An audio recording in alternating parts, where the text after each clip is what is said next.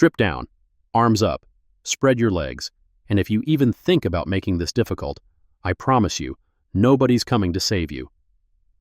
The words echo off concrete walls, delivered with the casual cruelty of someone who has said them 100 times before. Sergeant Mallory Steen stands in the doorway of the search room, arms crossed, watching the woman in front of her with the cold patience of a predator who knows its prey has nowhere to run. The woman being addressed doesn't flinch, doesn't cry, doesn't beg. She simply begins unbuttoning her blouse with steady hands, her eyes fixed on a point somewhere past Staten's shoulder, her breathing measured and deliberate. Each button releases with a soft click.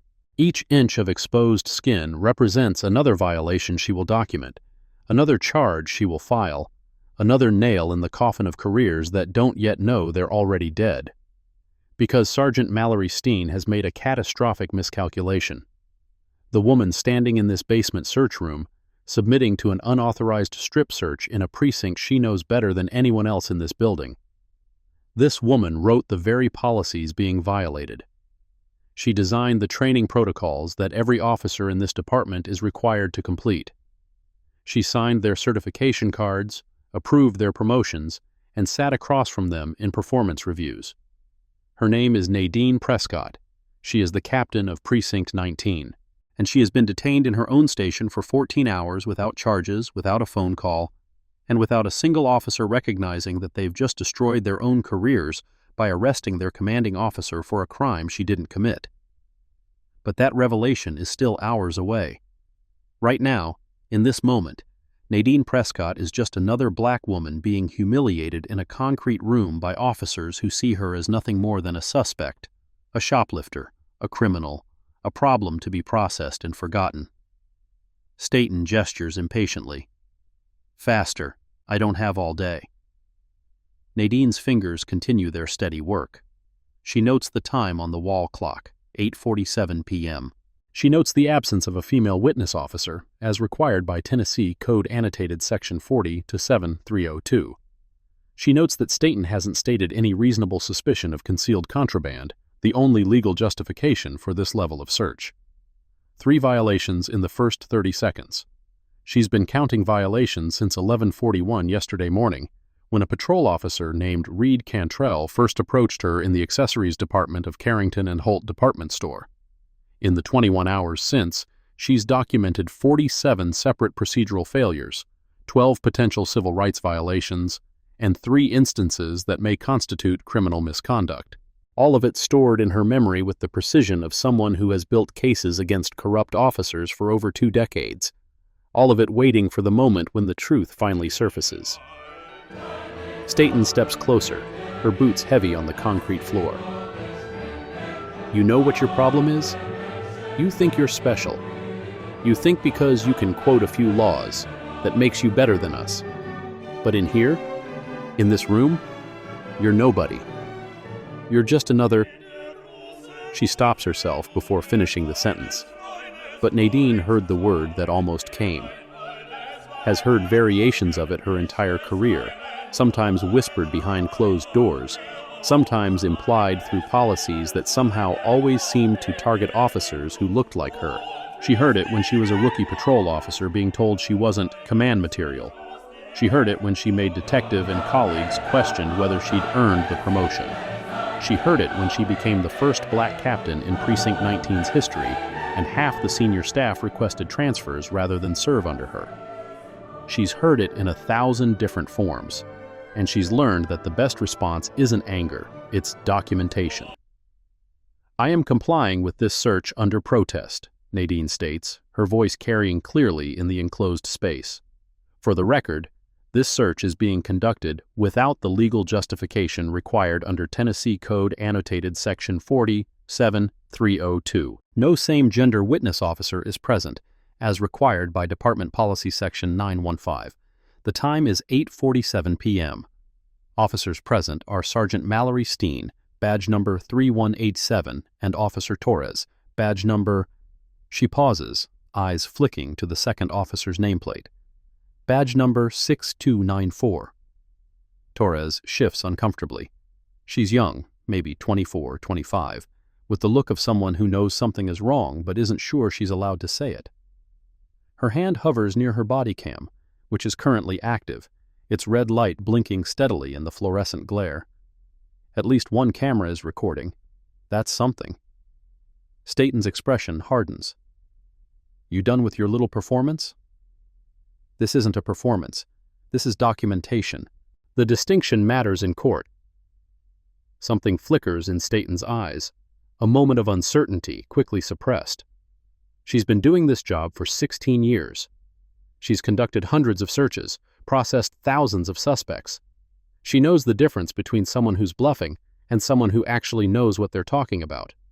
This woman knows what she's talking about. But Staten has committed now. The arrest report is filed. The charges are logged. Backing down would mean admitting a mistake, and Mallory Steen doesn't admit mistakes. Not to suspects. Not to anyone. Search her, she tells Torres. Thoroughly. The search finds nothing, of course. No concealed merchandise, no weapons, no contraband. Just a woman's body being examined like evidence, catalogued like property, violated under the color of law by officers who never bothered to ask whether they had the right to do any of this. When it's over, when Nadine is allowed to dress again in clothes that now feel contaminated by the hands that touched them, Staten leans against the doorframe with a satisfied smirk. See? That wasn't so hard. You should have just cooperated from the beginning. Would have saved us all a lot of trouble. Nadine buttons her blouse with the same steady precision she used to unbutton it. When she speaks, her voice is perfectly level. Sergeant Staten, I want you to remember this moment. Remember exactly what you said and exactly what you did, because I promise you, there will be a time, very soon, when you're asked to explain yourself, and when that time comes, I want you to remember that you had the chance to stop. You had the chance to recognize that something was wrong, and you chose to keep going. She meets Staten's eyes directly. Remember that. For just a moment, something like doubt crosses the sergeant's face. Then it's gone, replaced by the armor of authority, the certainty that comes from 17 years of never facing real consequences. Get her back to holding, Staten tells Torres. I'm done with this one. As Nadine is led back down the corridor toward the holding cells, she passes a familiar door, the elevator that leads to the third floor. Her floor, where her office sits empty, her Monday schedule waiting, her subordinates unaware that their captain is being marched through the basement of her own precinct like a common criminal. She could end this right now. Could demand to speak to the officer in charge, reveal her identity, watch the panic spread through the department like wildfire. But she doesn't. Because somewhere in this building, someone made a decision. Someone looked at the arrest report and saw her name, Nadine Prescott, and either didn't recognize it or didn't care. Someone authorized her continued detention, approved the strip search, allowed this farce to continue for nearly a full day without intervention. And Nadine wants to know who. She wants to know how deep this goes. So she stays silent, stays patient, lets them keep making mistakes they'll never be able to take back. The holding cell door closes behind her with a clang that echoes off concrete walls. The fluorescent lights buzz overhead, washing everything in their sickly yellow glow. Through the small, reinforced window, she can see the hallway stretching toward the elevator, toward her office, her career, her life on the other side of this nightmare. 21 hours in custody, no charges filed, no phone call permitted, and tomorrow is Monday. Monday, when her absence will finally be noticed, when questions will be asked, when the truth will begin its slow, inevitable emergence. Nadine settles onto the concrete bench, her back straight, her hands folded in her lap. She closes her eyes and begins the mental exercise she learned decades ago in the police academy, the one designed to help officers stay calm under extreme stress. Breathe in for 4 counts, hold for 4 counts, breathe out for 4 counts. She has waited 21 hours. She can wait a little longer. The story of how she ended up here, in a cell beneath her own precinct, stripped and searched by officers she trained, begins 24 hours earlier, on a quiet Saturday morning that started like any other. It begins with a day off. It begins with a shopping trip. It begins with the simple act of being a black woman in the wrong place, at the wrong time, with the wrong assumptions made by the wrong people. It begins, as these stories so often do, with nothing more than existing while looking like someone who doesn't belong. Saturday morning arrives with the kind of gentle November light that makes Memphis feel almost peaceful. The trees along Nadine Prescott's street have begun their slow transition toward winter, leaves turning gold and amber, falling in lazy spirals onto lawns still green from autumn rain.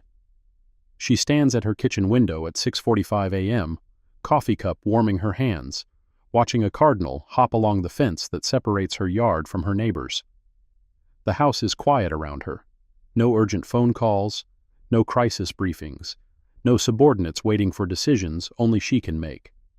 Just silence and sunlight and the rare luxury of an unscheduled morning. Her first day off in 3 weeks. She'd almost forgotten what they felt like. The kitchen around her bears the marks of a life lived mostly elsewhere. Minimal furniture, sparse decorations, a refrigerator that holds more takeout containers than fresh groceries. The brass commendation plaques that should be displayed on walls are stacked in a closet she never opens. The photographs that might personalize the space remain in boxes she's never unpacked, despite living here for 4 years. This isn't a home. It's a place she sleeps between shifts, a pit stop on the endless road of a career that has consumed everything else. But today is different. Today, her niece turns 16. And Nadine promised her sister 3 months ago that she would be there, not as the perpetually absent aunt who sends gift cards and apologetic texts, but actually physically present for once, which means she needs a gift, something personal, something meaningful, something that says, "I'm sorry I've missed the last 5 birthdays," without actually saying it. She's been thinking about a bracelet, something elegant but age-appropriate, something her niece can keep as she grows into a young woman. Something that proves Nadine remembers who this child is becoming, even if she hasn't been around to witness it. Carrington and Holt has a jewelry department. Upscale enough to find something nice, not so upscale that it'll require her to take out a loan. And it's in Germantown, close enough to her sister's house that she can swing by after, present in hand, ready to finally keep a promise for once. She checks her watch. 7:15 a.m. Store opens at 10. Plenty of time to shower, dress, maybe actually eat breakfast instead of just mainlining coffee until her hands stop shaking. If you're enjoying this story so far, hit that subscribe button. You won't want to miss what happens next. The shower is hot, almost scalding, the way she's liked it since her academy days, when cold barracks and shared bathrooms made any warmth feel like luxury. She stands under the spray longer than necessary, letting the water pound against muscles that have been knotted with tension for weeks. The Precinct 19. Scheduling crisis. The union negotiations that keep stalling. The community oversight board meetings that feel more like interrogations. All of it waiting for her on Monday. But not today. Today, she's just Nadine, not Captain Prescott, not the commanding officer, not the first black woman to hold this position in the precinct's history. Just a woman buying a birthday present for a niece she doesn't see enough. She dresses deliberately, choosing clothes that feel nothing like the uniform she wears 6 days a week. A cream-colored linen blouse, soft and slightly oversized. Charcoal slacks that fall just above comfortable flats. Her reading glasses, she only needs them for small print, but she likes how they soften her face, make her look like someone's favorite aunt instead of someone who can end careers with a single memo. Her hair she leaves natural. The tight, silver-streaked curls free from the bun she usually confines them to beneath her captain's cap. Without the uniform, without the badge, without the careful posture of command, she barely recognizes herself in the mirror. Good. That's the point. The safe in her bedroom closet holds her service weapon, her badge, and the department-issued phone that connects her to the precinct's emergency channels. Protocol requires all 3 to be secured during off-duty hours, a policy she helped strengthen after an incident 3 years ago when an officer's stolen badge was used to impersonate law enforcement. She enters the combination, places her weapon inside, and hesitates over the badge. 26 years, this piece of metal has defined her life. 26 years of carrying its weight, its responsibility, its promise, and its burden. Without it, she feels oddly incomplete, like a soldier without armor, a priest without vestments. But that's exactly why she needs to leave it behind today. Because somewhere along the way, she forgot how to be anyone except Captain Prescott. And her niece doesn't need a captain. She needs an aunt. The badge goes into the safe.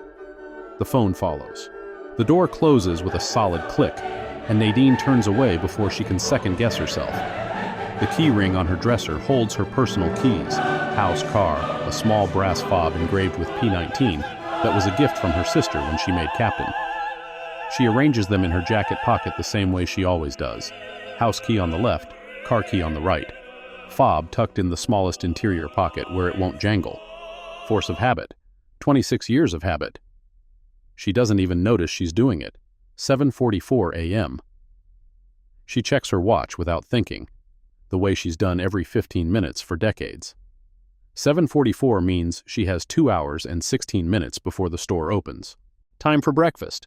Actual breakfast, not the protein bar she usually chokes down between briefings. There's a cafe 3 blocks from Carrington and Holt, the kind with actual tablecloths and servers who remember your name if you come often enough. She hasn't been often enough. But today she has time. Today she has nothing but time. The drive to Germantown takes 40 minutes, mostly highway, the Saturday morning traffic light enough that she can almost enjoy the commute instead of white-knuckling through it.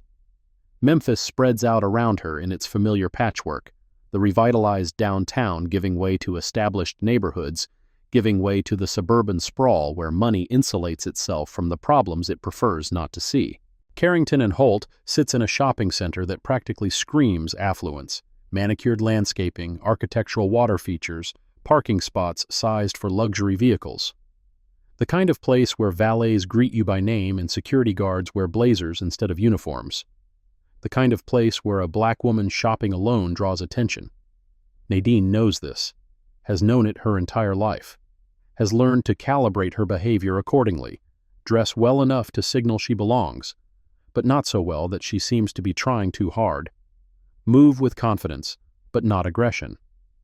Make eye contact with staff, but don't hold it too long. Smile when appropriate, but don't appear overly eager. The exhausting calculus of existing in spaces designed for other people. She parks in the main lot rather than using the valet. Less interaction, less scrutiny, less opportunity for assumptions. Checks her watch as she locks her car. 9:52 a.m. 8 minutes until the store opens. The cafe is just across the plaza, already busy with the Saturday brunch crowd.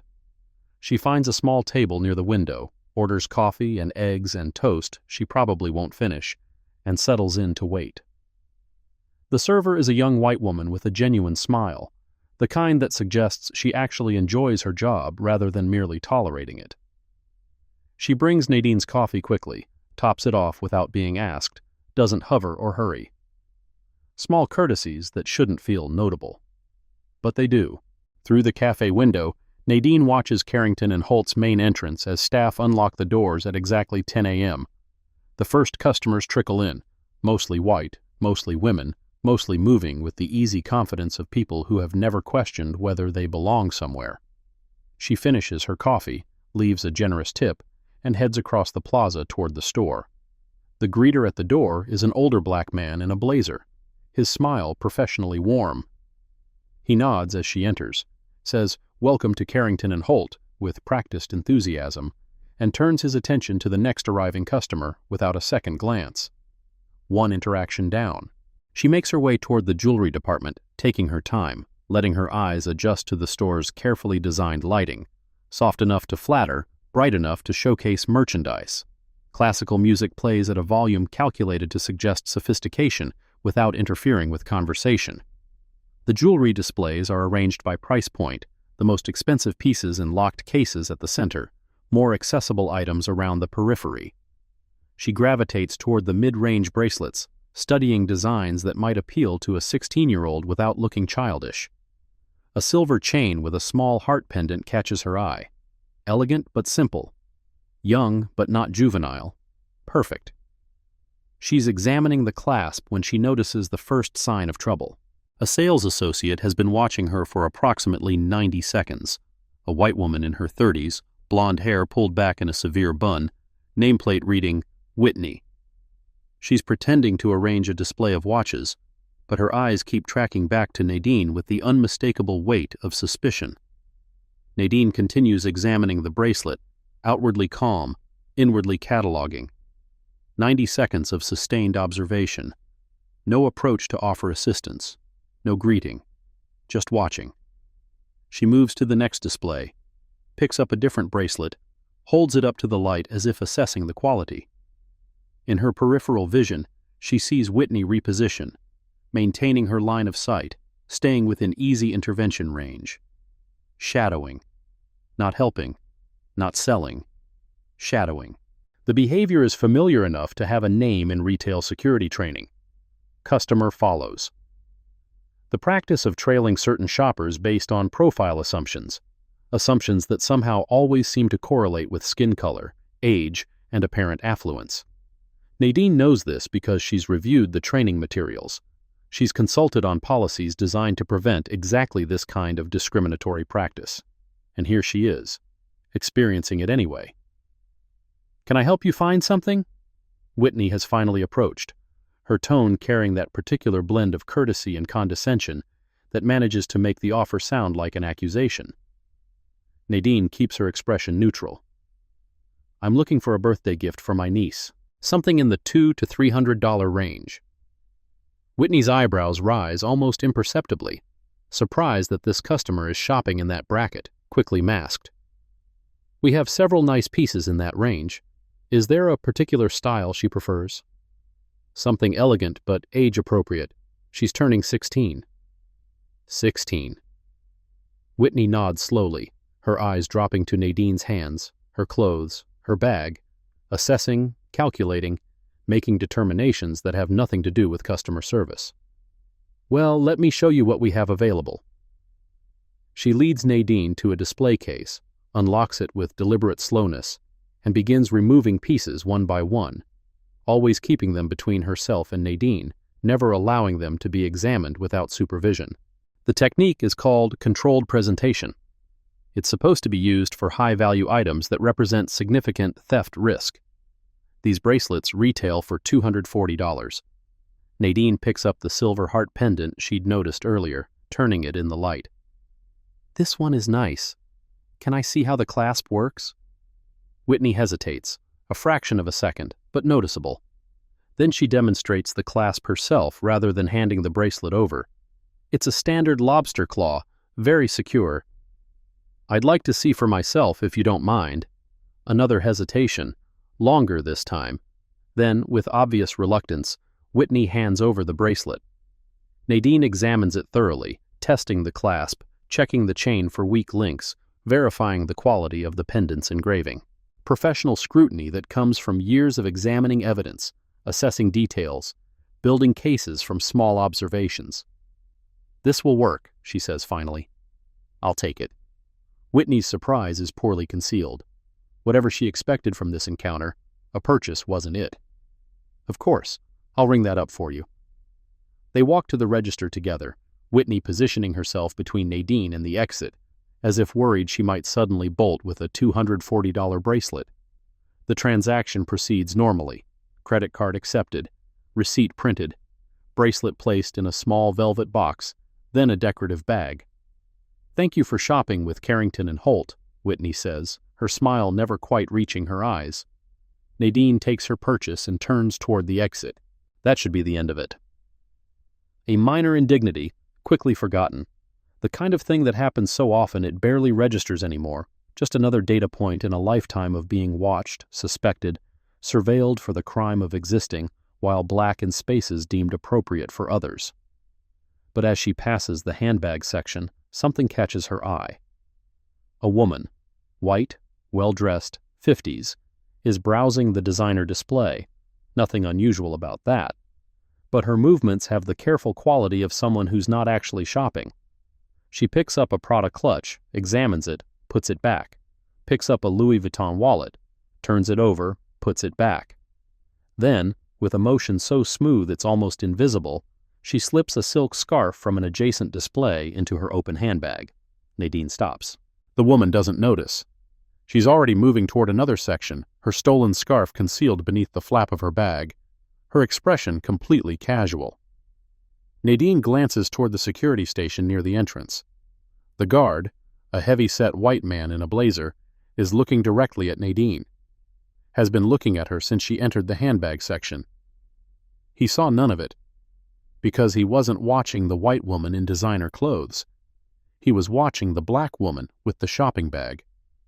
Nadine files the observation away, another piece of evidence in a case she's been building her entire life, the case that proves what everyone like her already knows. The rules are different depending on who you are and what you look like.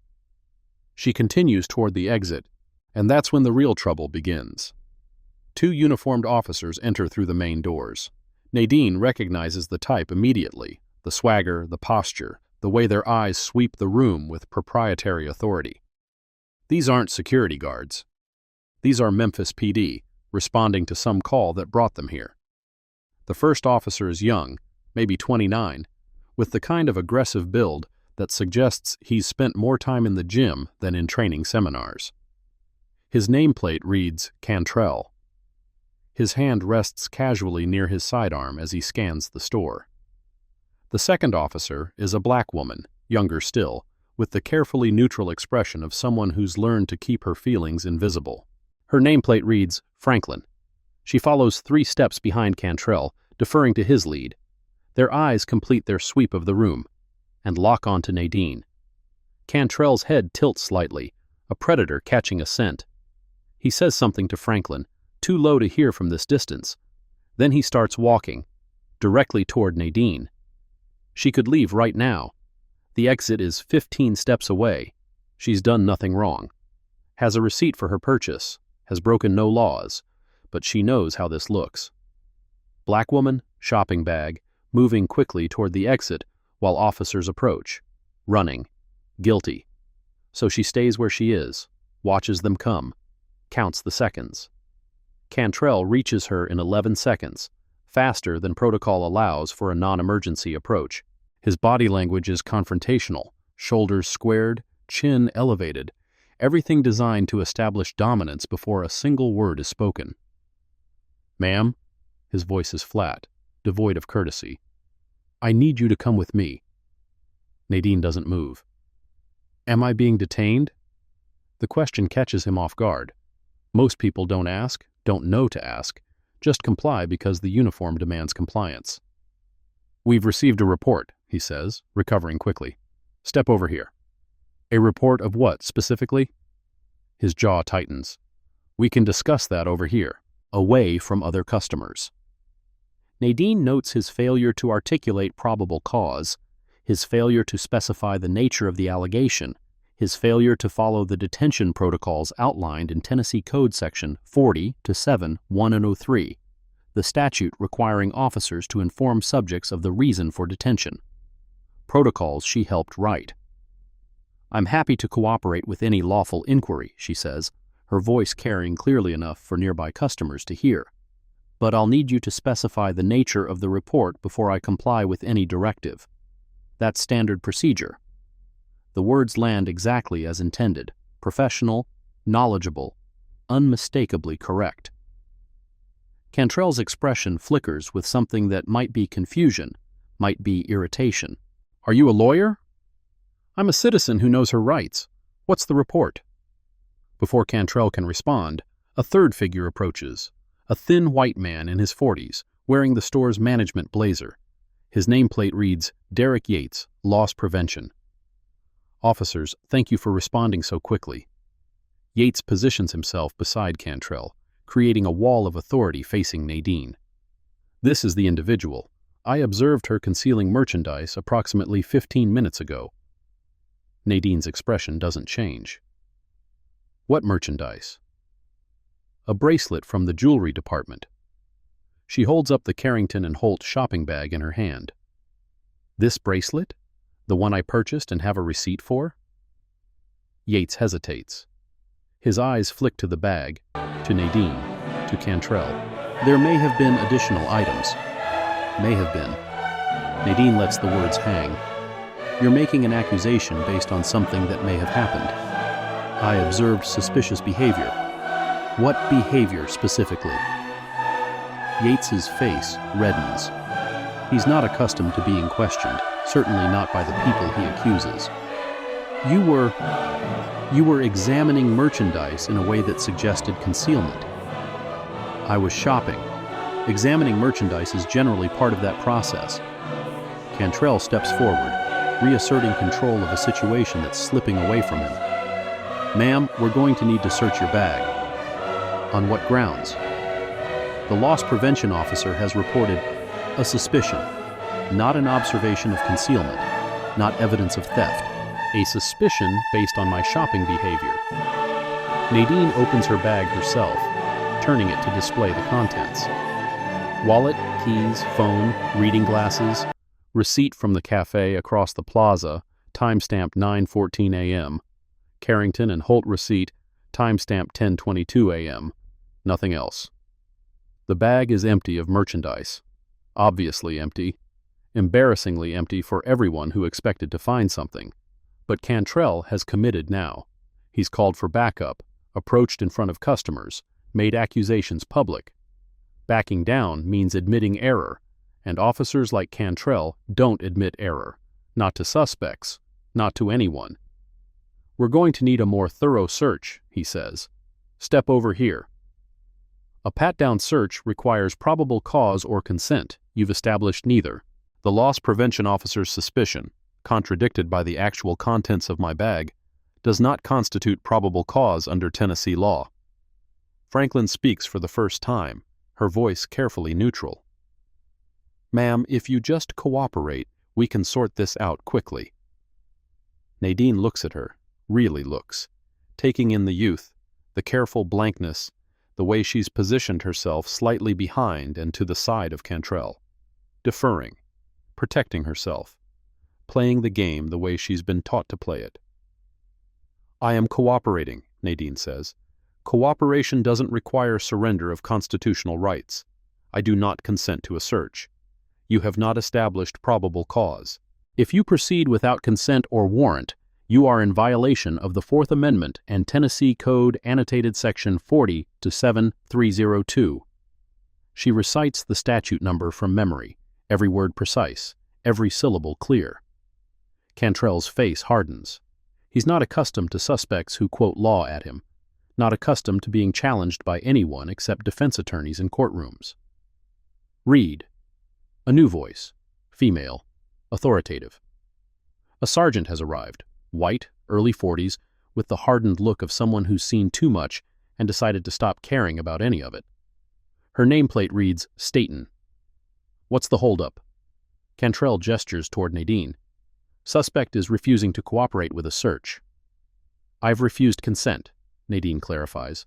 There's a legal distinction. Staten's eyes narrow, taking in Nadine's clothes, her posture, her calm. Processing, categorizing, deciding. Cuff her, she says. We'll sort it out at the precinct. The words hit like a verdict.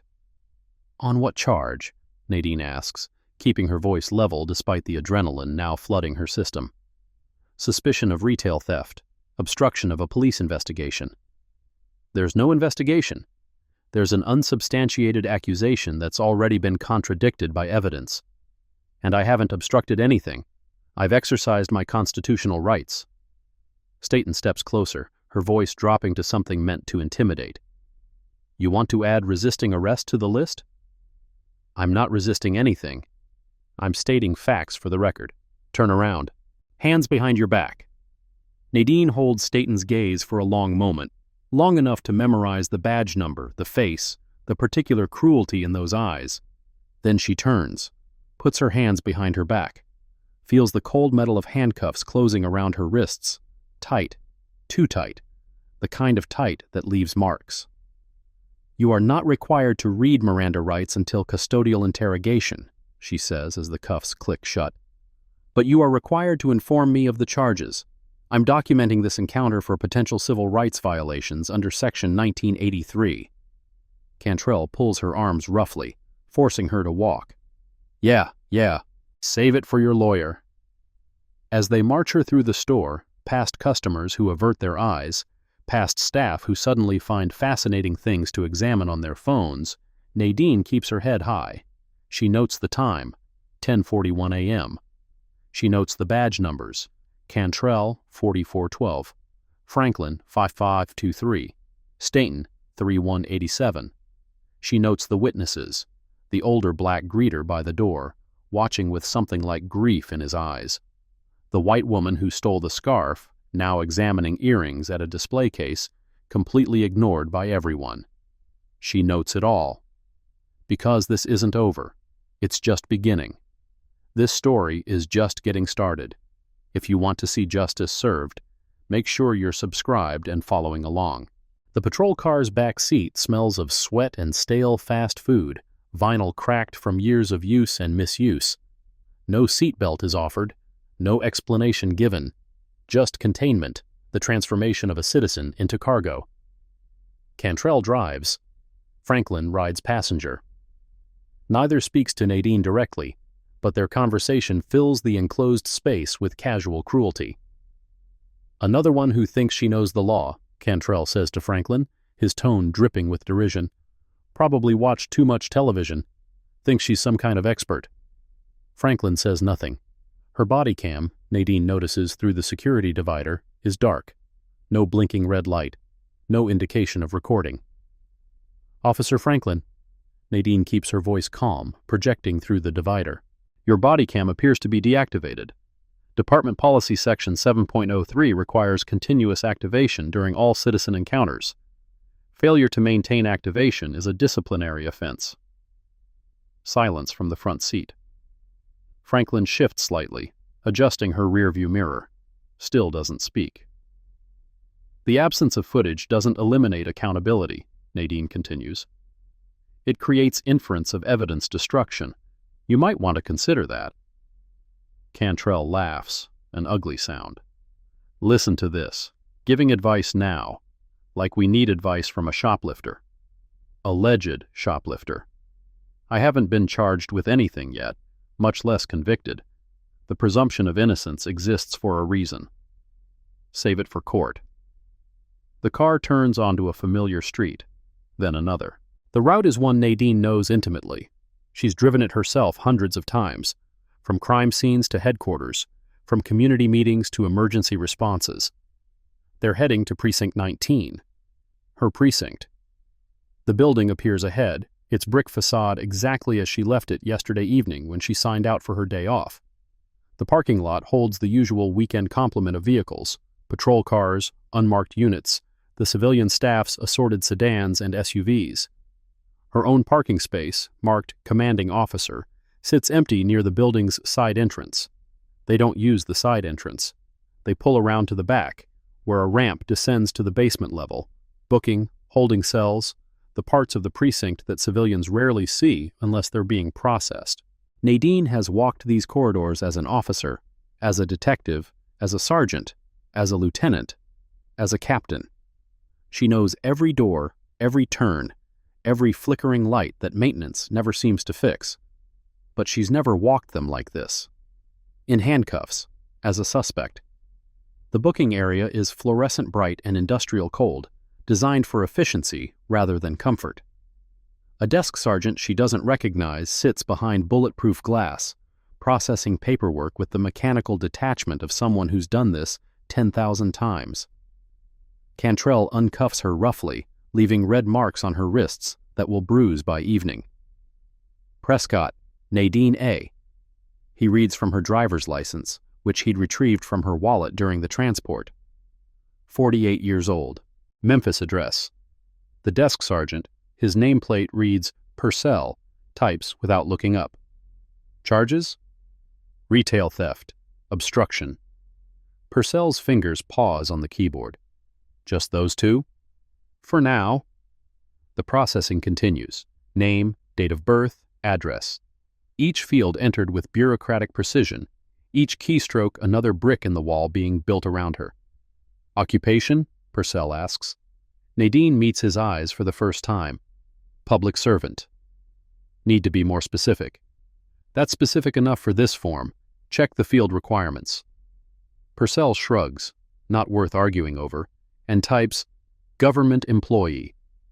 Her personal effects are inventoried next: phone, wallet, keys, watch, the Carrington and Holt bag with the bracelet still inside. Purcell picks up the shopping bag, examines the contents. This is evidence? That's my niece's birthday present, Nadine says, purchased legally, with a receipt, which is also in my wallet. Purcell looks to Cantrell, who shrugs. The bag goes into the evidence bin anyway, another piece of her life confiscated under the color of law. Her keys come next. Purcell turns them over in his hand, examining the small brass fob. What's this? P19? Personal item. Sentimental value. He grunts, drops the keys into a plastic bag without further question. But Nadine notices that when he fills out the property inventory form, the keys don't make the list. You missed an item, she says. My keys, including the brass fob. I got everything. The keys aren't on your list. I can see the form from here. Purcell's jaw tightens. You want to tell me how to do my job? I want my property correctly documented. That's a legal requirement, not a suggestion. For a long moment, nobody moves. Then Purcell makes a show of adding keys with miskey accessories to the form, his handwriting deliberately illegible. Close enough. Not close enough if this ever goes to court, but Nadine files the discrepancy away with everything else. Another brick. Another piece of the case she's building. The reading glasses come last. Purcell reaches for them with the casual roughness of someone handling objects, not possessions. Without thinking, Nadine's hand moves, a subtle redirect, deflecting his grasp away from the frames. The motion is controlled, precise, the kind of technique that takes years of training to make automatic. She catches herself immediately, but the motion was already complete. Purcell's eyes narrow. He takes the glasses more carefully this time, setting them aside rather than grabbing. Something in his expression has shifted, a recognition that this woman moves differently than the usual suspects who come through his booking desk. Different training, different instincts. He finishes the inventory form and slides it across the counter for her signature. Nadine reads every line. Notes the missing detailed description of her keys. Notes the vague categorization of her phone as electronic device without model or serial number. Notes the absence of condition documentation for any of her belongings. I'm not signing this, she says. It's incomplete and inaccurate. Then we'll note that you refuse to sign. Please do. And please note my stated reason. The inventory fails to accurately document my property, creating liability for any items that may be lost, damaged, or stolen while in department custody. Purcell's pen hovers over the form. He writes, refused, claims inaccuracy, in the signature box, his irritation evident in every stroke. Holding cells down the hall, he says, someone will come for you when we're ready. Cantrell takes her arm, not gently, and steers her toward the interior corridor. The hallway stretches ahead, familiar and foreign at the same time. She knows these walls, these doors, these flickering lights. But she's never seen them from this angle. The holding cell is exactly as she remembers from the last inspection she conducted 6 months ago. Concrete bench, stainless steel toilet, reinforced window looking onto the corridor. The door closes behind her with a clang that echoes off hard surfaces, sealing her into a space 8 feet by 10. Her space, in a way, her precinct, her department, and now, her cell. She sits on the concrete bench, back straight, hands folded in her lap. The posture is deliberate, projecting calm she doesn't entirely feel, maintaining control of the only thing she can still control, herself. Through the reinforced window, she can see a slice of the corridor. Officers pass occasionally, none of them looking in. She recognizes some of their faces. People she's worked with, promoted, disciplined, trained. None of them recognize her. Without the uniform, without the badge, without the authority that transforms a person into a position, she's invisible. Just another face behind glass, another body awaiting processing, another problem for someone else to solve. She checks the clock on the corridor wall. 11:22 a.m. 41 minutes since the initial stop. No charges formally filed. No Miranda rights read. No phone call offered. 41 minutes of violations accumulating like evidence in a case that will eventually explode. She closes her eyes, begins the breathing exercise that's carried her through decades of crisis. In for 4 counts, hold for 4, out for 4. The door opens without warning.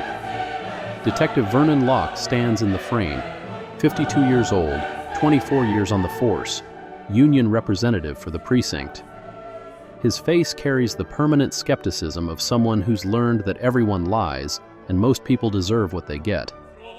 Nadine knows him, has sat across from him in dozens of meetings, negotiating contracts, mediating disputes, navigating the endless politics of department management. He doesn't recognize her. The realization lands with peculiar weight. She's spoken to this man probably 100 times, has approved his overtime requests, denied his transfer applications, counseled him after a shooting incident that left him on administrative leave for 6 weeks. And he's looking at her like a stranger, like a suspect. Ms. Prescott. He reads the name from a folder in his hand. I'm Detective Locke. I have some questions about what happened at Carrington and Holt. Nadine remains seated, her posture unchanged. I'd like to invoke my right to counsel under the 5th and 6th Amendments before any questioning. Locke's eyebrows rise. Mild surprise, quickly suppressed. This is just a conversation, informal. I'm trying to understand what happened so we can clear this up. Miranda v. Arizona established that custodial interrogation requires advisement of rights regardless of how the conversation is characterized. I'm in custody. You're asking questions related to potential charges. That constitutes interrogation. I want a lawyer. The words are precise, practiced, exactly correct. Locke's expression shifts, not quite concern, but something adjacent to it. Most suspects don't cite Supreme Court cases. Most suspects don't know the legal distinctions he's trying to blur. Look, he says, trying a different approach. I'm not trying to trick you here. The loss prevention guy says he saw something. The officers responded. We need to figure out what actually happened. What actually happened is documented in my Carrington and Holt receipt, which shows I purchased one item and paid for it with a credit card. What actually happened is that I was detained without probable cause, searched without consent, arrested without Miranda, and transported without being informed of charges. What actually happened is your colleagues violated at least 7 department policies and 3 state statutes in the space of 30 minutes. She pauses, lets the words settle. If you want to understand what happened, Detective, I suggest you review the body cam footage from Officers Cantrell and Franklin, assuming it hasn't already disappeared. Locke's jaw tightens. The accusation isn't subtle. She's suggesting evidence tampering, cover-up, the kind of corruption that destroys careers. That's a serious allegation. I'll make it formally if you'd like, in writing, after I speak with my attorney. He tries one more angle, producing a folder, spreading documents across the small table that's been wheeled into the cell. The store's incident report says you were observed at 11:42 a.m. engaging in suspicious behavior near the jewelry display, concealing merchandise. That's what triggered their call. Nadine leans forward slightly, examining the document without touching it. 11:42 a.m. She repeats the time carefully. That's interesting, because I have a receipt from the coffee shop across the plaza, time-stamped 11:38 a.m., 4 minutes before I allegedly began concealing merchandise. She lets that sink in. Unless you're suggesting I walked from the cafe to the jewelry department, selected merchandise, concealed it, and then decided to purchase a different item and walk toward the exit, all in 4 minutes, your incident report has a significant credibility problem. Locke stares at the documents in front of him. The timestamp discrepancy is obvious now that she's pointed it out. Obvious and damning. Receipts can be fabricated, he says, but his voice lacks conviction. So can incident reports. The difference is, mine has a transaction ID that can be verified with the merchant's point-of-sale system within minutes. Can yours? He doesn't answer. That's what I thought. Nadine settles back against the concrete wall.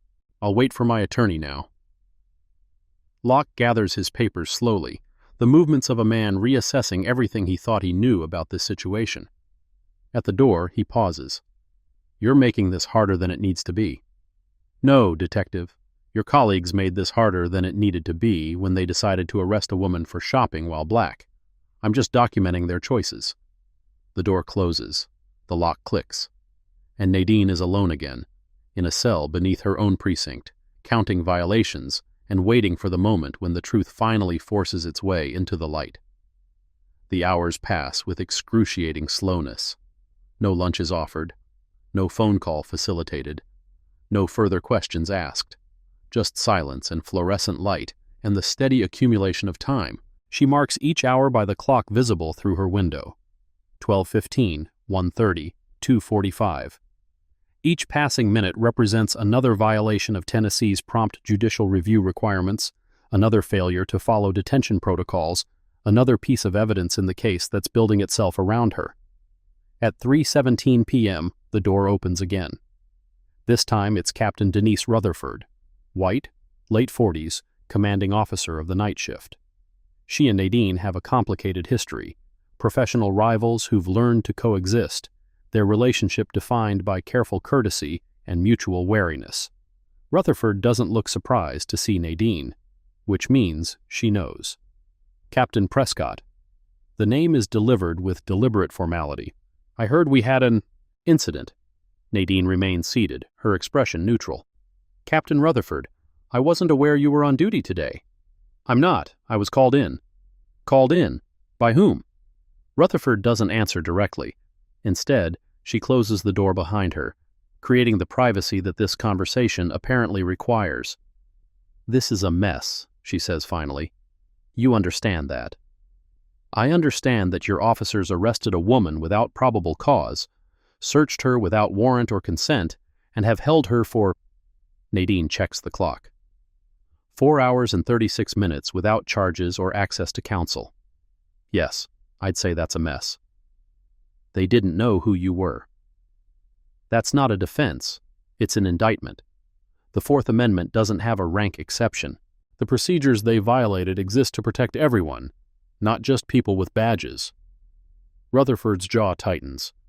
Whatever she expected from this conversation, it wasn't a lecture on constitutional law from a woman in a holding cell. I can make this go away, she says. Charges dropped, records sealed. You walk out of here like nothing happened. And in exchange? No formal complaint, no IA investigation, no publicity. Nadine lets the offer hang in the air between them. It's not unexpected. Departments protect themselves, and having a captain arrested by her own officers would be a public relations catastrophe.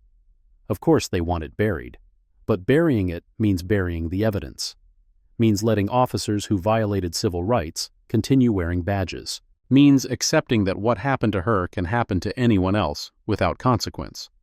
No, she says. Rutherford's expression hardens.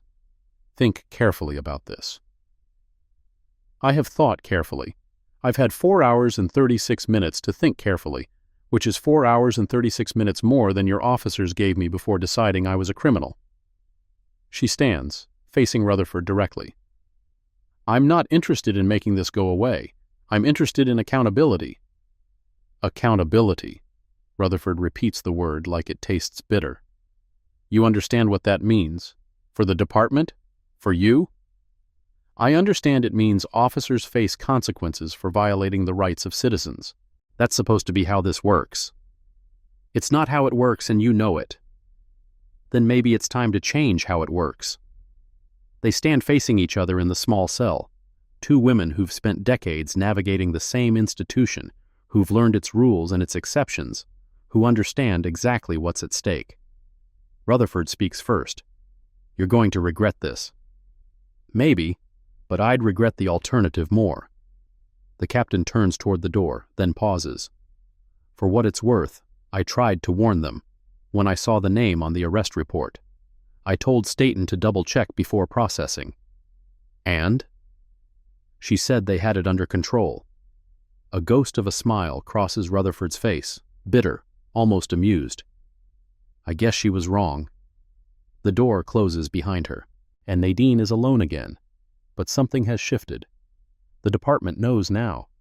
The information is spreading, moving through corridors and up chains of command, triggering the institutional panic that always follows when the machinery of control turns on one of its own. She sits back down on the concrete bench, closes her eyes, waits. At 6:12 p.m., dinner arrives. Bologna sandwich, bruised apple, warm milk. The same meal she's seen delivered to hundreds of detainees during her time in this building. The same meal that's supposed to satisfy the department's obligation to provide sustenance to those in custody. She eats because she needs the calories, not because the food is edible. At 7:45 p.m., she asks for her phone call. The request is denied. Paperwork's backed up, the officer explains through the cell door. Tomorrow. Tennessee law requires phone access within a reasonable time of detention. 6 hours is considered the outside limit. I've been here over 8. Take it up with the desk sergeant. The slot closes. At 8:33 p.m., she asks again. This time, no one responds. She begins a new practice, verbal documentation. Speaking quietly to herself, creating an audio record with words even though no recording device exists to capture them. Saturday, November 16th, 8:33 p.m., approximately 9 hours since arrest. Phone call request denied twice. No formal charges read. No access to counsel. No bail hearing scheduled. She recites every detail she can remember. Timestamps, names, badge numbers, exact quotes from Cantrell and Steen and Locke, building a chronology that lives in her memory until she can commit it to paper, creating testimony that can survive even if physical evidence disappears. At 9:15 p.m., Sergeant Mallory Steen arrives. The strip search follows. And when it's over, when Nadine is returned to her cell, dignity violated but resolve intact, she adds more details to her verbal record.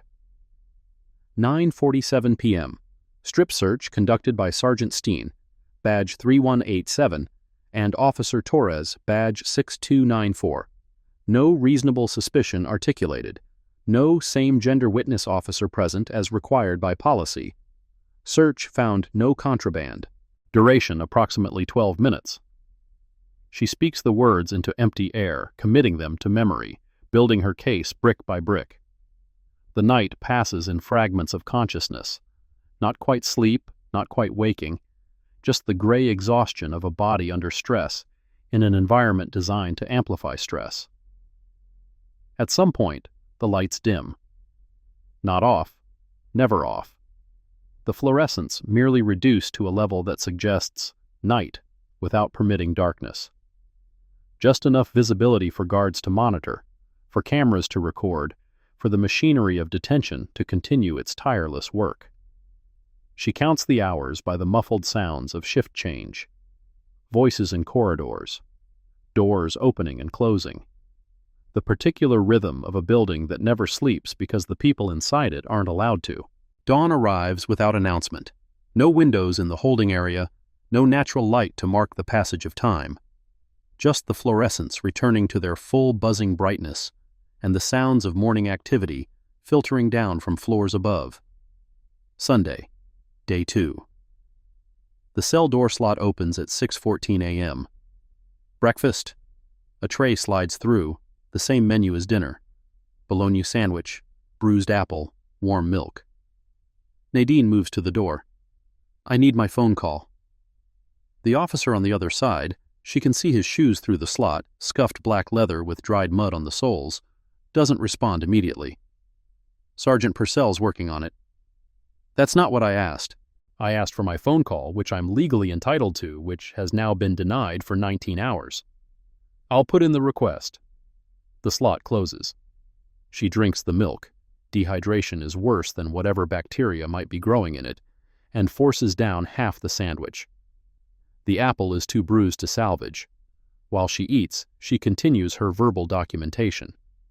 Sunday, November 17th, approximately 6:15 a.m. 19 hours since arrest.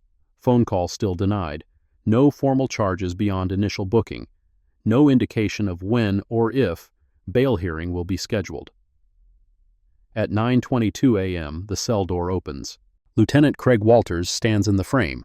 46 years old, 18 years on the force, known throughout the department as a fixer. The kind of officer who makes problems disappear, who knows which rules can be bent and which backs need scratching. His presence here means the situation has escalated. Means someone high up has decided that Nadine Prescott is a problem requiring specialized handling. Ms. Prescott? He doesn't use her rank. A deliberate choice, a signal that whatever authority she normally holds has been suspended along with her freedom. I think we need to talk. I've requested counsel, repeatedly. Until that request is honored, I have nothing to say. Walters steps into the cell, closing the door behind him. His posture is relaxed, almost friendly, the body language of someone who's learned that soft pressure often works better than hard. Look, I understand you're upset. What happened yesterday was unfortunate. Some wires got crossed. Some officers made assumptions they shouldn't have. It happens. It happens. Nadine's voice is flat. An innocent woman is detained for 19 hours without charges, strip-searched without cause, denied phone access in violation of state law, and it happens. I'm not saying it was right, I'm saying it can be fixed. Fixed how? Walter settles onto the concrete bench beside her, uninvited, deliberately invading her space. The charges disappear, the records get sealed. You walk out of here this afternoon, go to your niece's birthday party, and we all pretend this was just a misunderstanding. And in exchange? In exchange, you let it go. No complaints, no lawsuits, no talking to reporters. We handle it internally, make sure the officers involved get appropriate guidance, and everyone moves on. Appropriate guidance. Nadine lets the euphemism hang in the air. Is that what we're calling it now? When officers violate civil rights, we give them guidance? Walter's friendly demeanor doesn't waver. He's too experienced to let irritation show. Captain Prescott? And yes, I know exactly who you are. I've known since last night. You're a smart woman. You understand how this works. You understand that sometimes the best outcome isn't the most dramatic one. Sometimes the best outcome is the one where everyone gets to walk away. Everyone except the next person they do this to. That's not your problem. It's exactly my problem. I'm the commanding officer of this precinct. Every badge here operates under my authority. Every policy here bears my signature. If I walk away from this, I'm telling every officer in this building that civil rights violations have no consequences, as long as the victim has the good sense to stay quiet. Walter's expression shifts, the first crack in his professional facade. You want to make this public? Fine. But think about what happens then. The department gets dragged through the media. The union files grievances. Lawyers start circling. And at the end of it all, after months of investigations and hearings and appeals, you know what changes? Nothing. A few officers get reprimands. Some policies get reviewed. And everything goes back to exactly the way it was. He leans closer, his voice dropping. Or, you take the quiet exit. You file an internal complaint that gets handled discreetly. The officers face real discipline, not the watered-down version that comes after public battles. And you get to keep being the captain who reforms this department from the inside, instead of the captain who burned it down because her feelings got hurt. The argument is sophisticated, more sophisticated than she expected from Walters. He's offering a version of change that sounds almost reasonable, almost practical. Almost like the version she's told herself she was pursuing for 26 years. Nadine stands, putting distance between them. You're very good at this, she says. I almost believed you were offering a real choice. It is a real choice. No, it's the illusion of choice. The choice between accepting injustice quietly or accepting injustice loudly. The outcome you're describing, officers get guidance, Policies get reviewed, everything stays the same. That's not the alternative to going public. That's what happens either way. She turns to face him directly. The difference is, if I stay quiet, no one outside this building ever knows. The next person they do this to has no precedent to cite, no case file to reference, no proof that this department has a pattern of civil rights violations. But if I make this public, you destroy careers. I create accountability. Walter stands, his pretense of friendliness finally evaporating. You're making a mistake. Maybe, but it's my mistake to make. He moves toward the door, then pauses. One more thing. The charges we're holding you on, retail theft, obstruction, those could be upgraded. There are witnesses willing to say you made threatening statements at the store, comments about dismantling systems, about people paying for their assumptions. That sounds like terroristic threats to me. The accusation is absurd, a transparent attempt to manufacture leverage through fabricated charges. But absurdity has never stopped the machinery of prosecution when it wants to grind someone down.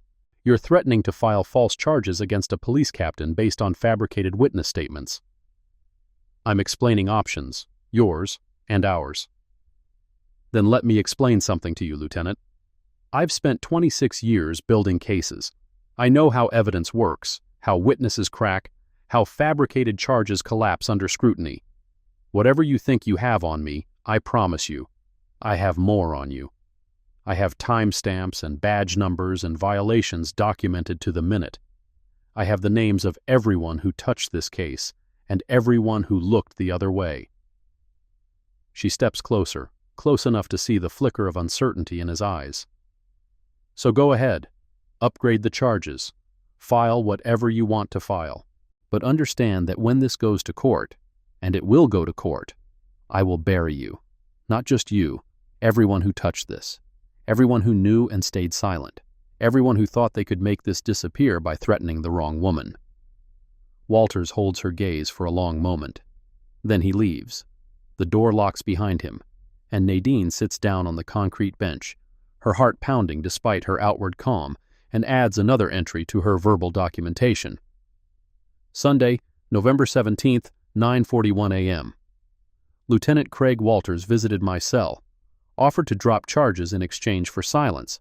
When I refused, he threatened to fabricate felony charges. Witness names unknown, statements presumably false. Conversation lasted approximately 19 minutes. She closes her eyes. The battle has begun, and she has no intention of surrendering. We're halfway through this incredible story. Drop a like if you want to see her take them all down. At 2:14 p.m. on Sunday, 26 hours after her arrest, Nadine Prescott is finally permitted one phone call. The phone is a wall-mounted unit in the corridor outside the holding area, its cord frayed, its buttons sticky with residue from thousands of previous calls. A guard stands 3 feet away, close enough to hear every word, far enough to claim he wasn't listening. Nadine could call a lawyer, should call a lawyer, by any practical measure. She has the number of 3 different attorneys who specialize in civil rights cases, any of whom would be here within an hour. But lawyers take time. Lawyers file motions and wait for responses and navigate the slow machinery of justice. Nadine needs something faster. She dials a number from memory, one she's called 100 times over the past 3 years, always for professional reasons, never for anything like this. The phone rings twice. Internal Affairs, Lieutenant Mendez speaking. Cora Mendez, 41 years old, 12 years on the force, the last 4 in IA. One of the few people in this department Nadine trusts completely, not because they're friends, but because Mendez has proven over and over that she cares more about doing the right thing than about protecting institutional interests. Cora, Nadine keeps her voice low but clear. It's Prescott. I need you to do something for me, and I need you to do it quickly. A pause on the other end. Confusion. Processing. Captain? You sound... Where are you? I'm at Precinct 19. Holding. Long story, I'll explain later. Right now, I need you to pull the body cam footage from yesterday's arrest at Carrington and Holt department store. all officers involved, Cantrell, Franklin, Steen, before it gets lost. Another pause, longer this time. Captain, I don't understand. What do you mean you're in holding? Exactly what I said. I was arrested yesterday for shoplifting, detained for 26 hours so far. No formal charges read, no bail hearing scheduled. I need that footage secured before someone decides to make it disappear. Mendez's voice carries the sound of someone trying to reconcile two completely incompatible pieces of information. You were arrested? For shoplifting? The charges are false, obviously. But right now, I don't have access to evidence. I don't have access to counsel, and I don't have any way to document what's happening except my own memory. The body cam footage is the closest thing to objective proof that exists. I can pull it. I'll pull it right now. But Captain, why didn't you tell them who you are? The question cuts closer to the truth than Nadine expected. I did tell them, in a way. I told them I knew the law. I told them I knew my rights. I told them they were violating department policy with every action they took, and they didn't care. They didn't care because they thought I was just another black woman who talks too much, just another suspect who doesn't know her place. She pauses, weighing her next words carefully. I want to know how deep this goes, Cora. I want to know if this is 4 bad officers making bad decisions, or if it's something worse. And the only way to find out is to let them keep thinking I'm nobody. Silence on the other end. Then, that's a dangerous game, Captain. I know. What do you need from me? The footage. Secured, copied, documented with chain of custody before anyone can claim technical difficulties. And if you can access dispatch logs for yesterday's calls to that location, those too. I'll do it tonight. IA has 24-hour access to the server. I'll download everything and make backups before anyone knows I'm looking. Thank you, Cora. Captain. Mendez hesitates. Is there anything else I should know? Nadine considers the question. There's so much. The strip search, the threats from Walters, the offer from Rutherford, the endless hours of violations stacking up like evidence in a case that will eventually have to be prosecuted. Not yet, she says finally, but soon. Very soon. The guard signals that her time is up. I have to go. Pull the footage. Don't tell anyone else. And Cora? Yes? Thank you for being someone I can trust. The line goes dead. Nadine replaces the receiver, lets the guard escort her back to her cell, and sits down on the concrete bench to wait. The machinery has started moving. Now she just needs to stay alive long enough to see where it leads. The rest of Sunday passes in a blur of institutional monotony. Meals at scheduled intervals, dinner at 6, the same bologna sandwich she's grown to despise. Guard rotations every 4 hours. New faces studying her through the reinforced window with varying degrees of curiosity and contempt. Occasional sounds from the corridor, doors opening, footsteps passing, the muffled voices of officers going about their business, completely unaware that their commanding officer sits in a cell 30 feet away. At 11:15 p.m., the lights dim again. Nadine lies on the concrete bench, her jacket folded under her head as a makeshift pillow, and tries to find something resembling sleep. It doesn't come. Instead, her mind cycles through everything that's happened.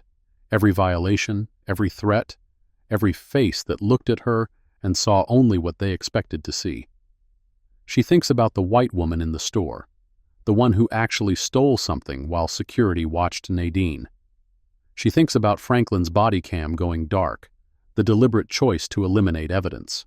She thinks about Walter's threat, the casual ease with which he suggested fabricating felony charges. She thinks about all the people she can't think about, the ones who came before her, who experienced the same treatment and had no recourse, the ones who sat in this same cell, on this same bench, watching the same fluorescent lights, with no badge waiting for them on the other side. She's been in law enforcement for 26 years, and for the first time, she truly understands what it feels like to be on the receiving end. The knowledge settles into her bones, heavy and permanent. No amount of reform, no policy rewrite, no training seminar can capture this feeling. The helplessness, the rage, the profound injustice of being treated as less than human by people who swore to protect and serve. She made an oath. They made the same oath, and only one of them has kept it. Monday morning arrives with the efficiency of institutional machinery resuming normal operations. At 7:45 a.m., 2 officers Nadine doesn't recognize appear at her cell door. "Prescott, you're being released." The words take a moment to register. After 40 hours of detention, the idea of freedom seems almost abstract, a concept she remembers from another life. "Released," she repeats. "On what basis?" "Charges dropped. Insufficient evidence." "I'd like that in writing." The officer looks at his partner, shrugs. "You'll get paperwork at the desk." They escort her to the release processing area, a different room from where she was booked, but with the same fluorescent lighting, the same institutional coldness, the same overwhelming sense of lives being processed like inventory. Vernon Locke waits at the release desk. His face is carefully neutral, but something in his posture has changed since their last conversation. The aggressive skepticism is gone, replaced by something that looks almost like caution. "Ms. Prescott." He pushes papers across the counter. "Sign here." Nadine doesn't touch the pen. "What am I signing?" "Release acknowledgement. Confirms you're being released without charges, received your property, have no complaints about your treatment." She reads the document carefully. The last clause is buried in dense legalese, but its meaning is clear. By signing, she would waive her right to file civil claims related to her detention. "I'm not signing this."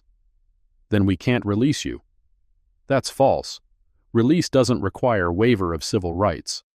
This document is attempting to obtain consent under coercion, which is itself a civil rights violation."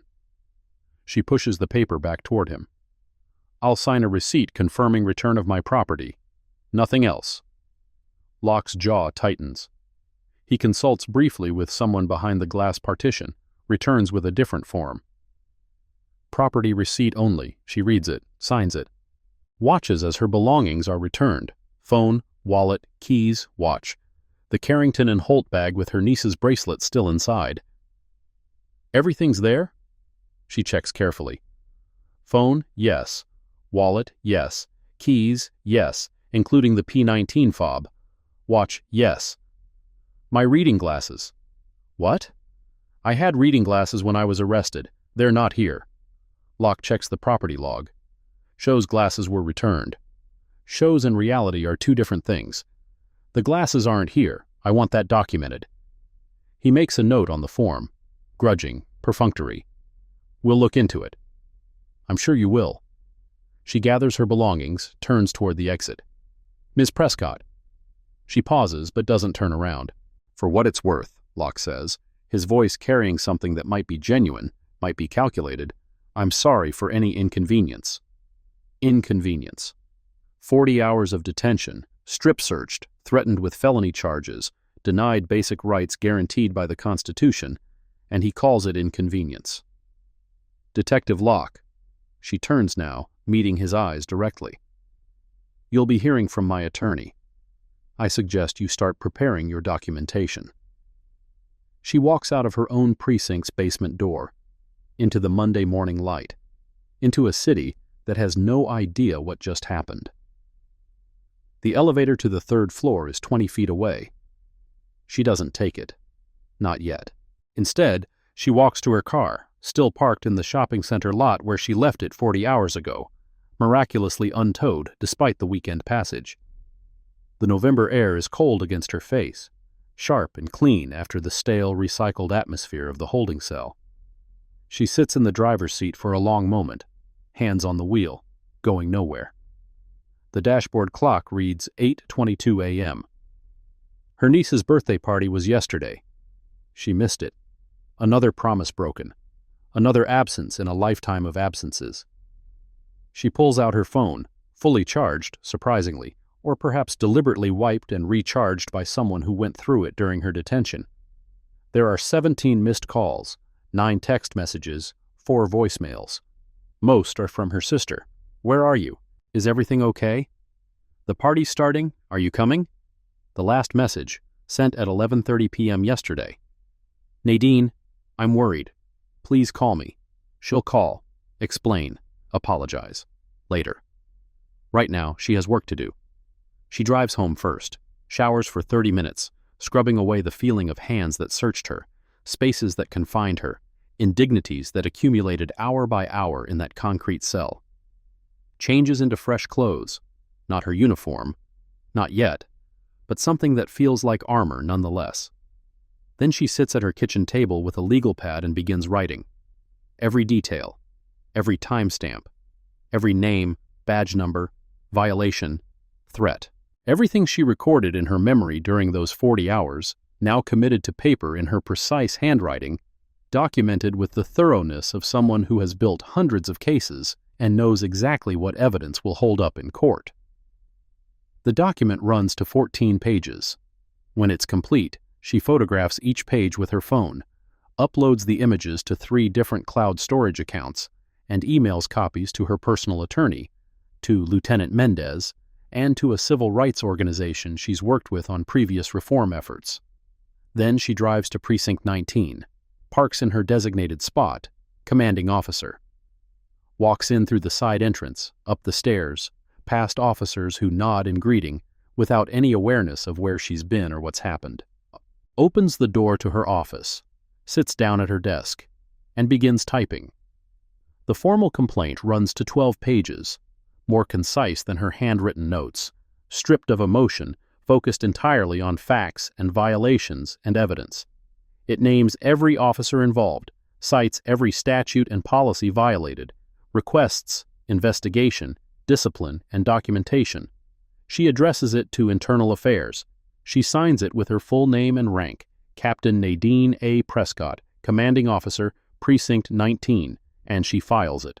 On her desk, her calendar shows today's schedule: budget review at 9, community liaison meeting at 11, shift briefing at 3.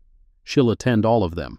She'll do her job, the job she's done for 26 years, the job that defined her and confined her and ultimately betrayed her. But she'll do it differently now. Because she's been to the other side. She knows what it feels like, and she will never, ever forget. The door to her office opens. Her executive assistant, Martinez, peers in with the particular expression of someone who knows something is wrong, but doesn't know what. Captain, you're here. We weren't expecting. Your calendar said day off on Saturday, but you didn't answer your phone and... I'm here, Nadine says simply. What's first on the schedule? Budget review. 9 a.m. Conference room B. I'll be there. Martinez hesitates at the door. Captain, is everything... Everything is fine, Martinez. Or it will be. The assistant nods, uncertain, and retreats. Nadine turns back to her computer. On her screen, the complaint sits in the sent folder, its timestamp marking the moment when everything changed. 8:52 a.m., Monday, November 18th.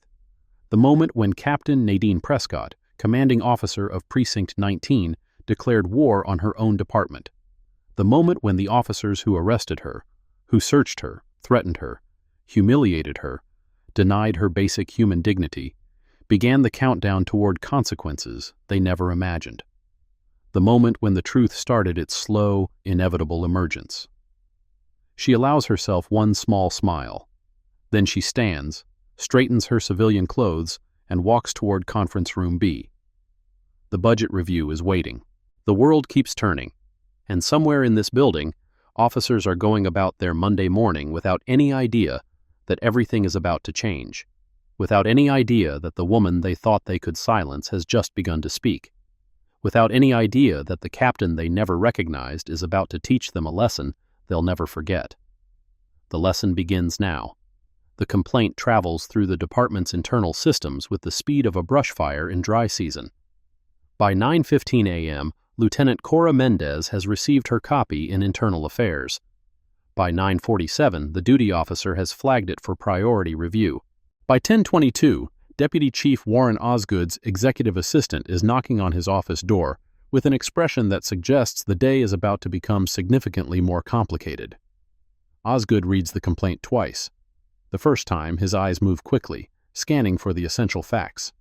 Who filed, who's accused, what's alleged. The second time, slower, absorbing the implications, calculating the damage, mapping the political terrain that's about to shift beneath everyone's feet. When he finishes, he sets the document down and stares at the wall for a long moment. Then he picks up his phone. "Get me the city attorney, and the union rep, and—" He pauses, reconsidering. "Actually, get me Captain Rutherford first. She was involved in this somehow. I want to know exactly what happened before I talk to anyone else." The calls go out. The machinery begins to move. And in Conference Room B, Captain Nadine Prescott sits through a budget review meeting, discussing line items and appropriations with the same focused attention she brings to every task, giving no indication that she's just detonated a bomb in the basement of her own career. The first sign of institutional response arrives at 11:43 a.m. Nadine is between meetings, reviewing community liaison notes at her desk, when her office door opens without a knock. Deputy Chief Osgood fills the frame, 58 years old, 32 years on the force, the kind of old guard authority figure who believes that rank settles all disputes and seniority confers wisdom. He closes the door behind him. "Captain Prescott." His voice carries the careful neutrality of someone who hasn't yet decided how to play this. "We need to talk about your complaint." Nadine sets down her pen, folds her hands on the desk. "Of course. What would you like to discuss?" "I'd like to understand what happened, from your perspective." "My perspective is documented in the complaint, 14 pages of it." "I've read your complaint." Osgood moves to the chair across from her desk, sits without being invited. "I'm asking for context, background, the things that don't make it into formal documents." "Such as?" "Such as why you didn't identify yourself to the arresting officers. Such as why you waited 40 hours to reveal your position. Such as why you're filing this through official channels instead of handling it internally." Nadine studies him, the set of his shoulders, the tension in his jaw, the particular quality of his attention. He's not here to understand. He's here to find leverage, angles, ways to minimize the damage. "I didn't identify myself," she says carefully, "because the Fourth Amendment doesn't require victims of false arrest to present credentials. I waited to reveal my position because I wanted to see how the department treats citizens who can't flash a badge. And I'm filing through official channels because that's how accountability works." Accountability. Osgood repeats the word with the same bitter tone Rutherford used. "You understand, this creates problems. The officers created problems when they arrested an innocent woman. I'm just documenting their choices. An innocent woman who happens to be a captain in the same department, who happens to command the precinct where she was detained, who happens to have the institutional knowledge to make this extremely painful for everyone involved." Nadine leans forward slightly. "Are you suggesting I should have less recourse because I hold rank? That my position should disqualify me from seeking the same justice any citizen deserves?" "I'm suggesting that there are ways to handle these situations that don't result in public spectacle." Captain Rutherford made the same suggestion. Lieutenant Walters made it more explicitly, with threats attached. The answer is still no. Osgood's expression hardens. "You're not making this easy." "It's not supposed to be easy. It's supposed to be right." They sit in silence for a moment. Two career officers who have spent decades navigating the same institution, now finding themselves on opposite sides of a line neither expected to cross. "I'm going to be honest with you," Osgood says finally. "The department's position is that this should be handled quietly. Administrative discipline for the officers involved, enhanced training, policy review, the standard response to incidents of this nature. The standard response that ensures nothing ever changes. The standard response that protects the institution from damage that benefits no one." Nadine stands, moving to the window that overlooks the precinct parking lot. Her designated spot is visible from here. "Commanding officer," the words stenciled in white paint on dark asphalt. "Deputy Chief, I've spent 26 years protecting this institution. I've written policies, trained officers, built cases, testified in court. I've given this department everything I have, and in return, it stripped me naked in a basement room and told me I was nobody. She turns to face him. So when you talk about protecting the institution from damage, you'll have to forgive me if I'm not particularly moved.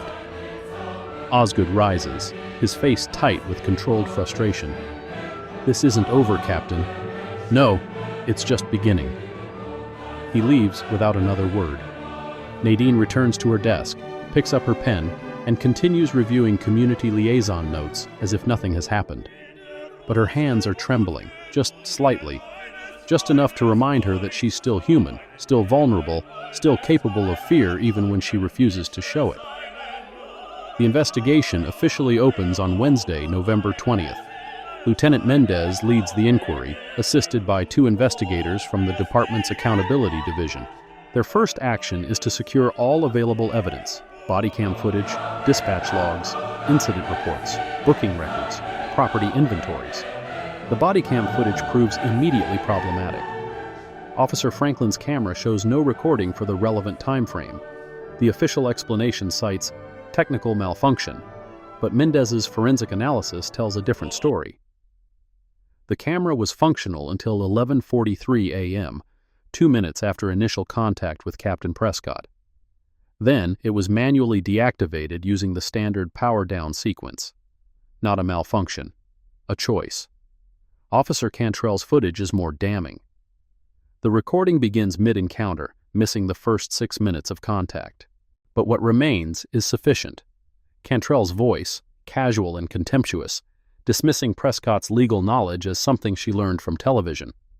Sergeant Steen's arrival, her immediate order to cuff and transport without establishing probable cause. The march through the store, handcuffs too tight, dignity stripped away in front of Saturday shoppers. Mendez watches the footage 3 times. Each viewing reveals new details: the angle of Cantrell's approach, the timing of Franklin's camera deactivation, the particular cruelty in Staten's voice when she says, "We'll sort it out at the precinct." The phrase echoes in Mendez's mind. Sort it out. As if constitutional rights were administrative inconveniences to be managed rather than protections to be honored. She downloads copies of everything, creates backups on secure servers, documents chain of custody with the precision of someone who knows exactly how evidence disappears when it becomes inconvenient. Then she begins the interviews. Officer Reed Cantrell sits across from Mendez in the IA interview room on Friday, November 22nd. His union representative, a thick-necked sergeant named Ballard, occupies the chair beside him, legal pad ready for notes that will eventually support whatever defense the union constructs. Officer Cantrell. Mendez keeps her voice professionally neutral. Walk me through what happened at Carrington and Holt on November 16th. Cantrell's jaw is set, his posture defensive. We received a call from loss prevention, possible shoplifting in progress. Responded to the scene, made contact with the suspect, conducted standard detention procedures. Standard procedures. Mendez makes a note. Can you describe those procedures specifically? Approached the individual. Informed her we'd received a report. Asked her to step aside for questioning. Did you inform her of the specific nature of the report? The allegation being made? Cantrell hesitates, just a fraction of a second, but noticeable. I told her we'd received a report. That's standard. Tennessee Code Section 47103 requires officers to inform subjects of the reason for detention. Did you specify what she was suspected of doing? The union rep interjects. Officer Cantrell followed his training. If there were technical deficiencies in his verbal advisement, that's a training issue, not misconduct. Mendez ignores him. Officer Cantrell, the question. I may not have been specific about the exact allegation at first contact. The situation was developing. I was gathering information. The suspect's bag was empty. She had a receipt for her purchase. At what point did you determine there was no probable cause for arrest? Another hesitation. Longer this time. Sergeant Staten made the decision to transport. I followed her direction. So you're saying Sergeant Staten is responsible for the arrest decision? The union rep's pen moves rapidly. Cantrell's face flushes. I'm saying I followed standard procedure and the direction of my supervisor. Mendez nods slowly, making another note. Let's talk about your body cam footage. The recording begins at 11:47 a.m. Dispatch logs show the call came in at 11:41. That's 6 minutes of missing footage. My camera was having issues that day. Issues. Technical problems. It happens. Officer Franklin's camera also experienced technical problems at approximately the same time. Forensic analysis indicates both cameras were manually deactivated within minutes of contact with the suspect. That's quite a coincidence. Cantrell's expression tightens. I don't know anything about Franklin's camera. But you know about yours. You know that you turned it off, deliberately, manually, in violation of Department Policy 7.03, within minutes of encountering a citizen who was about to be falsely arrested. The union rep stands. This interview is veering into accusatory territory. Officer Cantrell has explained the technical difficulties. Officer Cantrell has lied to internal affairs investigators. Mendez's voice remains calm, but something in her tone makes Cantrell flinch. The forensic analysis is conclusive. His camera was not malfunctioning. It was deactivated. The question now is whether that deactivation was intended to conceal evidence of misconduct, which would constitute obstruction of justice under Tennessee Code Section 39-16-503. The room falls silent. Cantrell's face has gone pale. His union rep is scribbling furiously, already drafting the memo that will argue technical ambiguity and reasonable doubt. I want to amend my statement, Cantrell says finally. Go ahead. I may have accidentally deactivated my camera during the encounter. I was focused on the situation, on officer safety, on managing the suspect. I didn't realize the camera had turned off. Accidentally. Mendez writes the word with deliberate slowness. The forensic analysis indicates a 4-button sequence is required to deactivate these cameras. You accidentally pressed 4 buttons in the correct order during a routine shoplifting stop. No response. Mendez closes her notebook. This interview is concluded. Officer Cantrell, you're hereby informed that the investigation is ongoing. You're ordered to make no contact with other subjects of this inquiry, particularly Officer Franklin and Sergeant Steen. Any violation of that order will result in immediate suspension. Am I clear? Cantrell nods, unable to speak. The union rep is already on his phone as they leave the room, undoubtedly alerting the others that the investigation is more serious than anyone anticipated. Mendez watches them go. Then she picks up her own phone and dials Deputy Chief Osgood. Sir, we have a problem. The body cam footage was deliberately deleted. I'm recommending we refer this to the district attorney for potential criminal charges. Osgood's silence on the other end speaks volumes. The news travels through the department like electricity through water. By Monday, November 25th, every officer in Precinct 19 knows the essential facts. Captain Prescott was arrested by her own subordinates. She filed a complaint. The investigation found evidence tampering. Criminal referral is being considered. The reactions split along predictable lines. Officers who've worked closely with Prescott, who've experienced her fairness, her commitment to proper procedure, her genuine investment in doing the job right, express quiet outrage. They whisper in corridors about how Reed Cantrell never should have made it past probation, about how Mallory Steen has been cutting corners for years, about how Franklin sold out her principals for a shot at promotion. Officers who've resented Prescott's reforms, who saw her policies as interference and her standards as obstacles, take a different view. They mutter about captains who should know better than to air department business publicly. They suggest, in voices carefully calibrated to carry, that maybe Prescott was making a point, setting up her officers, creating a controversy for political reasons. And in the middle ground, the majority stays silent, watching, waiting to see which way the wind blows before committing to any position. Sergeant Mallory Steen requests emergency leave on Tuesday. Her request is denied. She's ordered to remain available for investigation interviews, to surrender her service weapon pending review, to report for administrative duty only. Officer Cantrell Franklin does the same. Same result. Detective Vernon Locke, who was present during the interrogation attempt but not during the arrest itself, hires a private attorney rather than relying on union representation. The move signals something. Fear, perhaps, or awareness that his exposure is different from the others. And Deputy Chief Osgood cancels all his appointments, clears his calendar, and begins spending hours in closed-door meetings with the city attorney's office.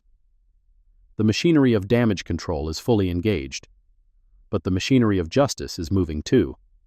Nadine watches it all from her office, attending meetings, reviewing reports, performing the duties of command with the same focused professionalism she's shown for 26 years. If her subordinates expect to see emotion, anger, satisfaction, vindication, they're disappointed. She gives them nothing but competence, steady and unrelenting, as if her life hasn't been upended and her career threatened and her faith in the institution shattered. Only in private moments does the mask slip. Late nights in her empty house, when the silence presses against her like a physical weight. Early mornings when she catches herself checking the perimeter, counting exits, cataloging potential threats with the hypervigilance of someone who's learned that danger can come from anywhere, even from the people sworn to protect her. She hasn't slept more than 4 hours a night since her release. She's not sure she ever will again. 3 weeks into this case and the tension is building. Stay subscribed because the reveal is coming. The administrative hearing is scheduled for Wednesday, January 8th, 53 days after the arrest, 47 days after the complaint, a timeline that feels both impossibly long and frighteningly short. The hearing room in City Hall is designed for precisely this kind of proceeding. A raised platform for the review panel, a witness table facing them, rows of chairs for observers and media, and the curious public that always materializes when the powerful face accountability. The panel consists of 5 members, 2 human resources representatives selected for their procedural expertise, 1 civilian oversight member, Marcus Oyalarin, a former public defender with a reputation for refusing to be impressed by institutional authority, and 2 department representatives, including Deputy Chief Osgood himself. Nadine's attorney, Assistant District Attorney Terrence Wilkes, had filed an objection to Osgood's presence. The conflict of interest was obvious. Osgood had attempted to pressure Nadine into silence, had a direct stake in minimizing the department's exposure, and could not reasonably be expected to evaluate evidence impartially. The objection was denied. Institutional protection runs deep. But Wilkes secured one victory. The hearing would be public, open to media, to community observers, to anyone who wanted to watch the department's internal accountability process in action. The seats fill quickly.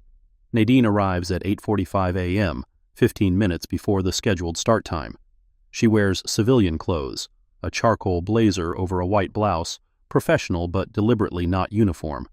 She is here as a complainant, not a captain. The distinction matters. Wilkes accompanies her, carrying 3 boxes of documents. Evidence meticulously organized, every piece cataloged and cross-referenced, every claim supported by paper trails that will be very difficult to dismiss. The accused officers sit on the opposite side of the room. Cantrell, Franklin, Steen, and Locke, each flanked by legal representation. Their faces show varying degrees of composure. Cantrell's jaw set in defiant rigidity, Franklin's eyes fixed on the floor, Staten's expression carefully blank. Locke's attention focused on whispered consultation with his private attorney. The panel takes their seats at 9 a.m. precisely. Marcus Oyalarin, as civilian oversight representative, speaks first. This hearing is now in session. Matter number 2024 IA0892, Complainant Prescott versus Respondents Cantrell, Franklin, Steen, and Locke. The purpose of this hearing is to determine whether the evidence supports the allegations of misconduct and, if so, to recommend appropriate disciplinary action. He pauses, surveying the room. Before we begin, I want to address the unusual nature of this proceeding. The complainant in this case is Captain Nadine Prescott, commanding officer of Precinct 19, and a 26-year veteran of this department. She was detained for 40 hours by officers under her command without formal charges and subjected to treatment that forms the basis of this complaint. He lets the words settle. The fact that this happened to a senior officer is not the point. The point is that it happened at all. Our task today is to evaluate the evidence and determine whether department policies and legal standards were violated, not because of who the complainant is, but because accountability must mean the same thing regardless of rank or position. Osgood shifts in his seat, but doesn't interrupt. We'll hear opening statements, followed by evidence presentation and witness testimony. Counsel for the complainant, please proceed. Terrence Wilkes rises. He's 54 years old, 28 years as a prosecutor, with a reputation for methodical destruction of inadequate defenses. He speaks without notes, his voice carrying the quiet authority of someone who has done this hundreds of times and knows exactly how to do it well. Members of the panel, the facts of this case are not in dispute. On November 16th of last year, Captain Nadine Prescott, a decorated officer with an unblemished record, was shopping at Carrington and Holt department store. She was approached by officers Cantrell and Franklin based on a report from loss prevention. No probable cause was established. No specific allegation was articulated. Her bag was searched, empty except for items she had legally purchased, and she was arrested anyway. He pauses, letting each sentence land. For the next 40 hours, Captain Prescott was held in her own precinct. She was denied phone access for 26 hours in violation of state law. She was subjected to an unauthorized strip search in violation of department policy. She was threatened with fabricated felony charges if she failed to stay silent about her treatment. He moves to the evidence table, places his hand on the first box. The respondent's defense, as I understand it, will focus on two claims. First, that they didn't know who Captain Prescott was, that they were simply responding to a report and following procedure. Second, that any technical violations were minor, the result of stress or confusion rather than deliberate misconduct. He opens the box, removes a document. Let me address both claims. First, the respondents didn't know who Captain Prescott was. That's true. But the Fourth Amendment doesn't require suspects to present credentials before receiving constitutional protection. The procedures they violated exist to protect everyone, not just people with badges. The fact that Captain Prescott was a captain is legally irrelevant. What matters is that she was a citizen whose rights were violated. He holds up the document. Second, the claim that violations were minor or accidental. This is the forensic analysis of Officer Franklin's body cam. It shows conclusively that the camera was manually deactivated at 11:43 a.m., 2 minutes after initial contact. Not a malfunction, a deliberate choice to eliminate evidence. He produces a second document. This is the analysis of Officer Cantrell's camera. Similar findings: manual deactivation, missing footage, evidence destruction, disguised as technical difficulty. A third document. This is the booking inventory for Captain Prescott's personal property. Notice what's missing: her keys, including a distinctive brass fob. Notice what was later lost: her reading glasses. Evidence of deliberate failure to properly document seized property, creating conditions for theft or tampering. He sets the documents down, turns to face the panel directly. This was not confusion. This was not stress. This was a coordinated effort to arrest a woman without cause, detain her without rights, and eliminate evidence of misconduct. The only question before this panel is whether the department will hold the respondents accountable, or whether it will confirm what too many citizens already believe, that police protect their own, regardless of the truth. He takes his seat. The Union Counsel rises, a veteran named Harrington, known for his ability to muddy clear waters and create reasonable doubt from thin air. Members of the panel, counsel for the complainant has painted a vivid picture, but pictures can be misleading. Let's look at what actually happened. He approaches the panel, his tone conversational, almost friendly. On November 16th, officers Cantrell and Franklin responded to a call from a loss prevention professional, not a random citizen, a trained security officer who reported suspicious behavior. They approached the individual, asked questions, followed their training. When the situation became unclear, they consulted with their supervisor, Sergeant Steen, who made the decision to transport for further investigation. He spreads his hands. Was everything done perfectly? No. Were there technical deficiencies? Perhaps. But we're not here to evaluate perfection. We're here to evaluate whether these officers acted with malice, with deliberate disregard for rights, with the kind of willful misconduct that warrants discipline. He shakes his head slowly. They didn't know who Captain Prescott was. They couldn't have known. She was off-duty, out of uniform, carrying no identification that would reveal her position. They treated her the way they would treat any citizen reported for shoplifting, with appropriate caution, following established procedures. He turns to face Nadine directly.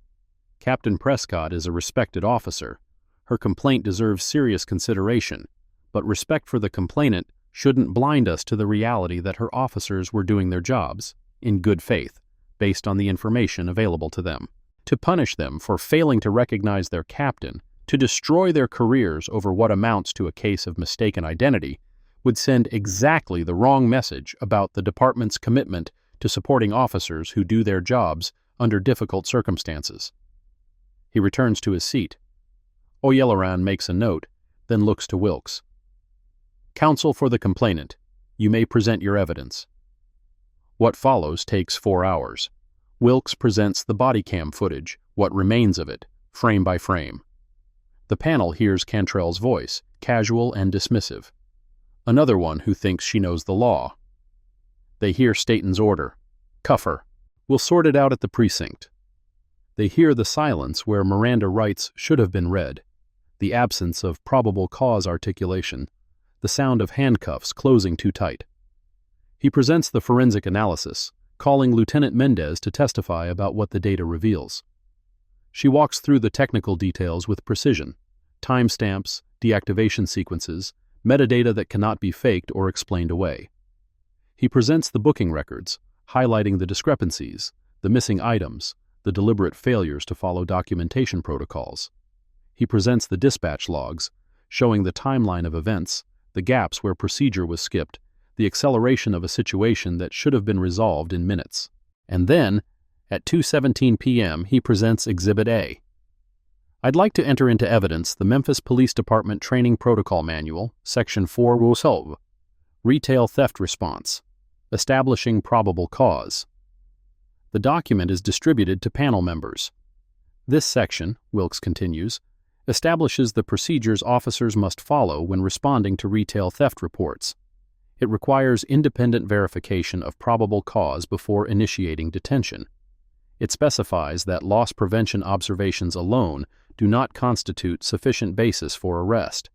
It mandates documentation at every stage of the encounter. He pauses. This manual was written by Captain Nadine Prescott. It represents the current standard for officer conduct in exactly these situations. The respondents were trained on these procedures. They were tested on them. They signed acknowledgement forms confirming they understood them. He produces another document. This is Officer Reed Cantrell's certification card for use of force and detention procedures. It bears Captain Prescott's signature, dated 11 months before he arrested her for a crime she didn't commit. The room falls silent. The respondents didn't just violate department policy. They violated policies that their own commanding officer wrote.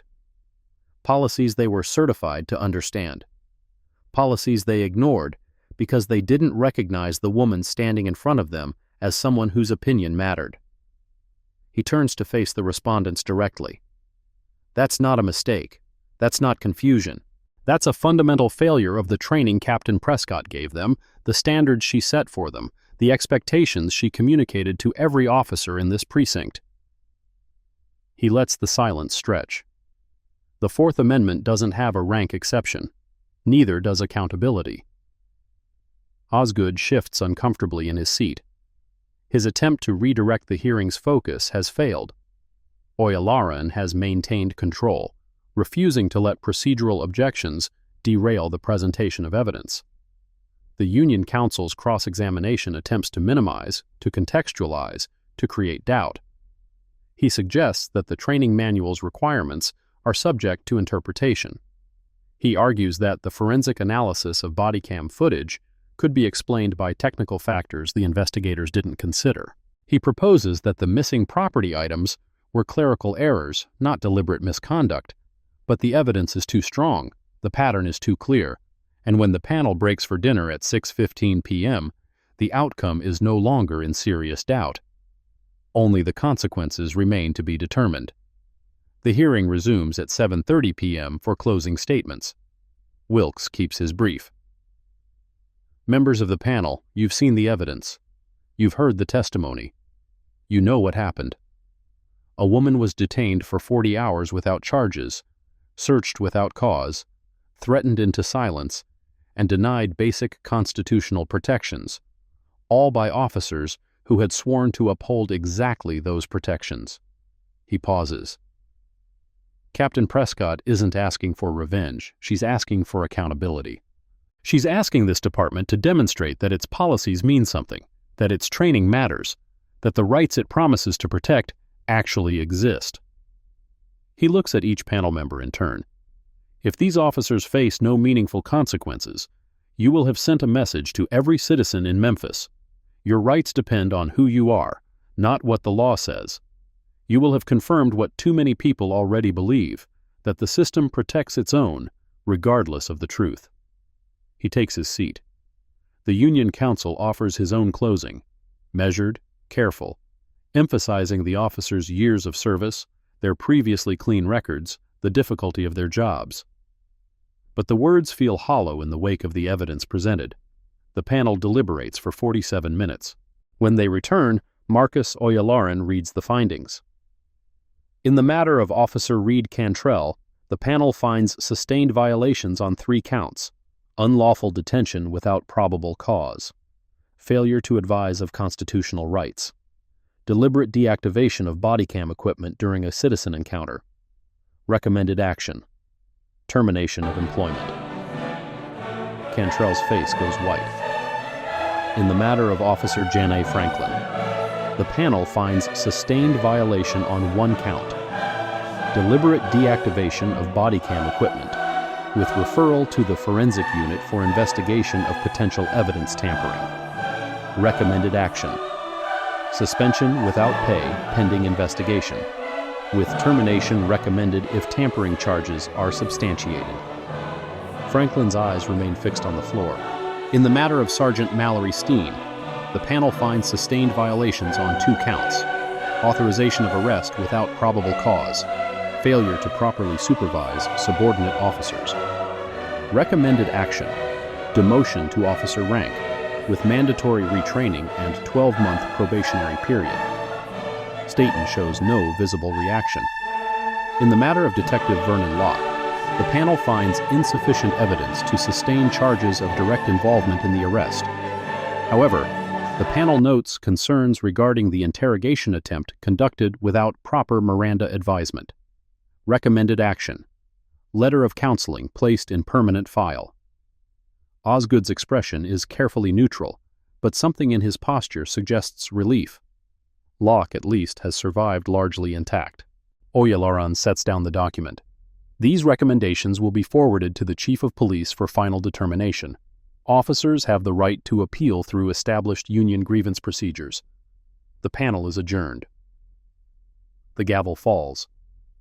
And for one moment, in the shuffle of papers and the murmur of voices, Nadine allows herself to feel something like victory.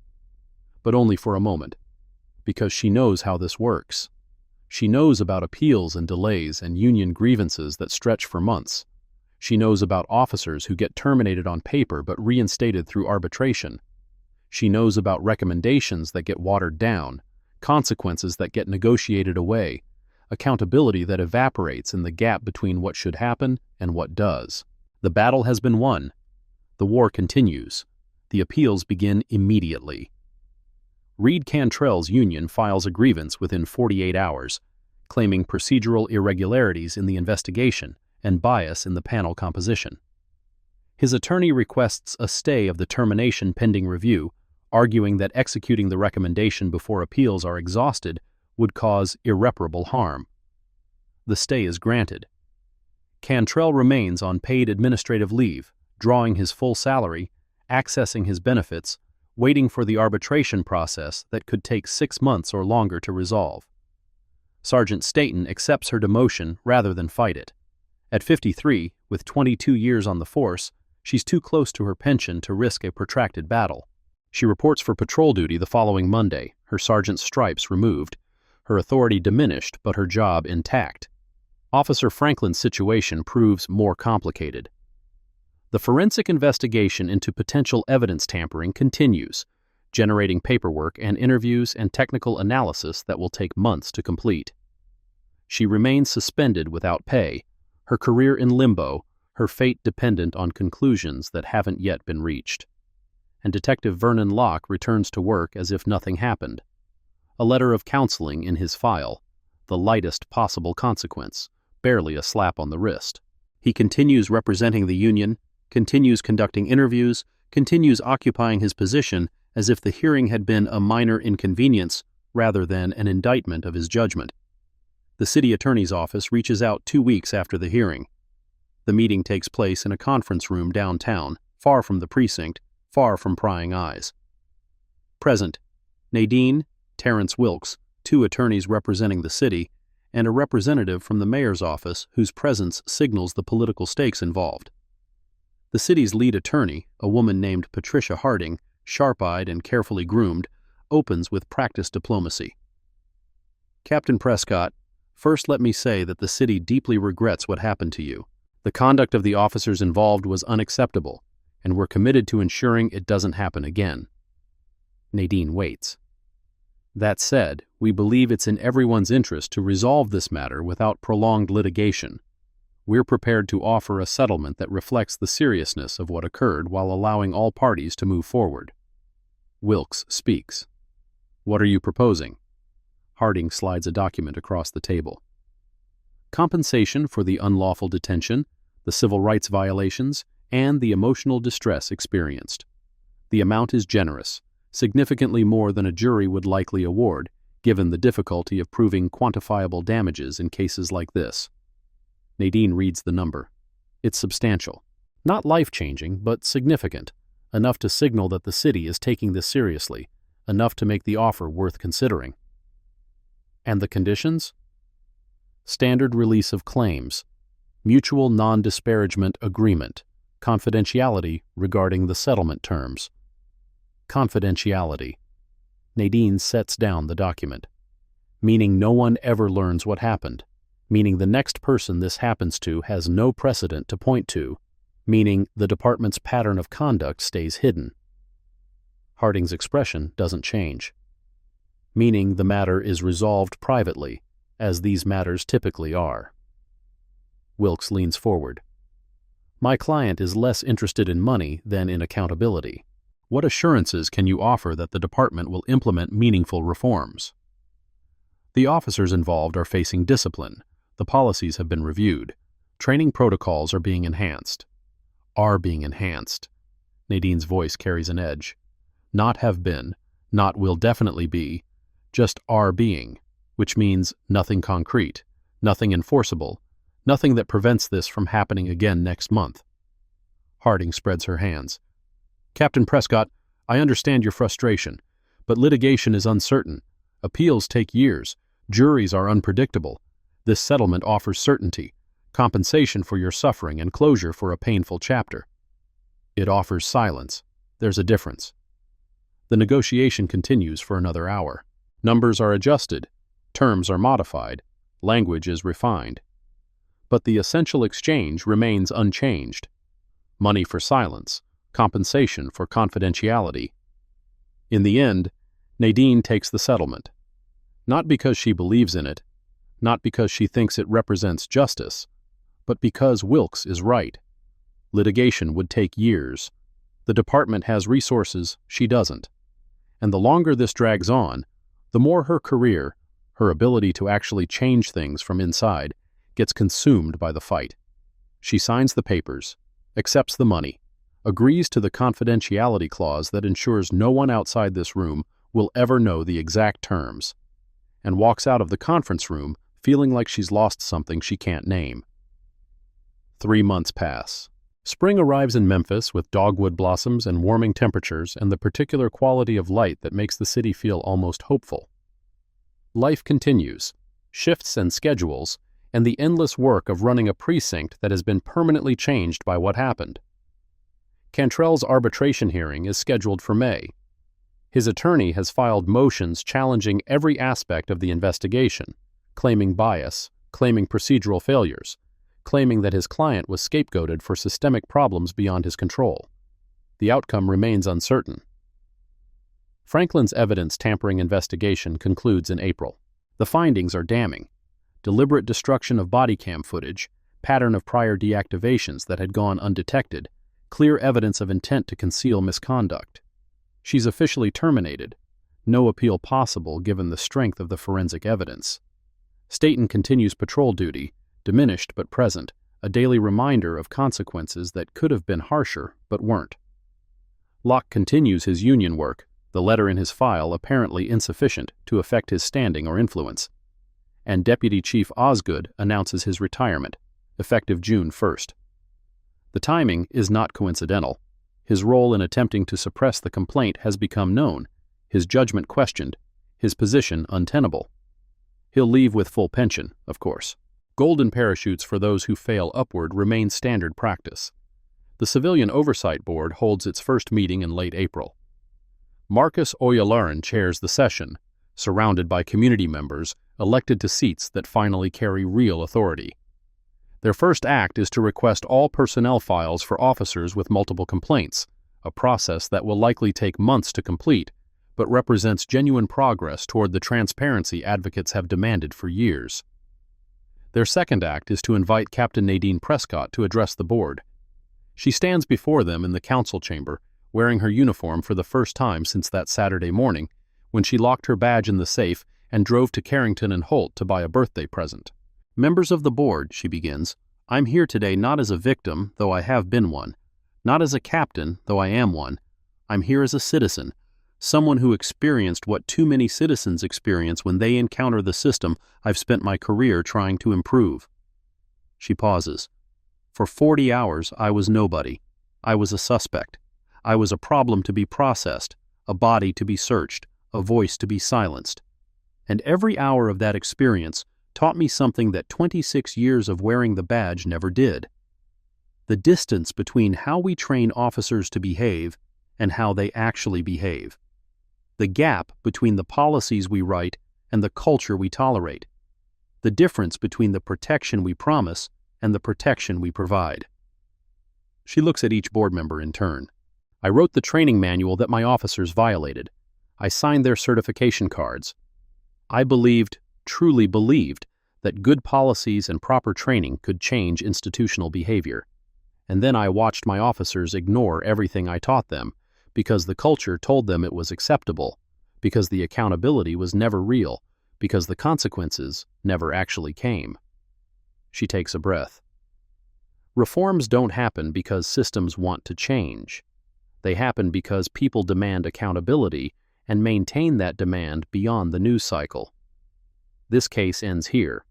The settlement is signed. The hearing is concluded. The administrative process is complete. But the work doesn't end. It can't end. Because somewhere in this city, right now, there's another woman being stopped for shopping while black. Another citizen being detained without cause. Another person learning that their rights exist only on paper. She straightens. The only way to change that is to build systems that don't depend on who the victim is. Systems where accountability is automatic, not exceptional.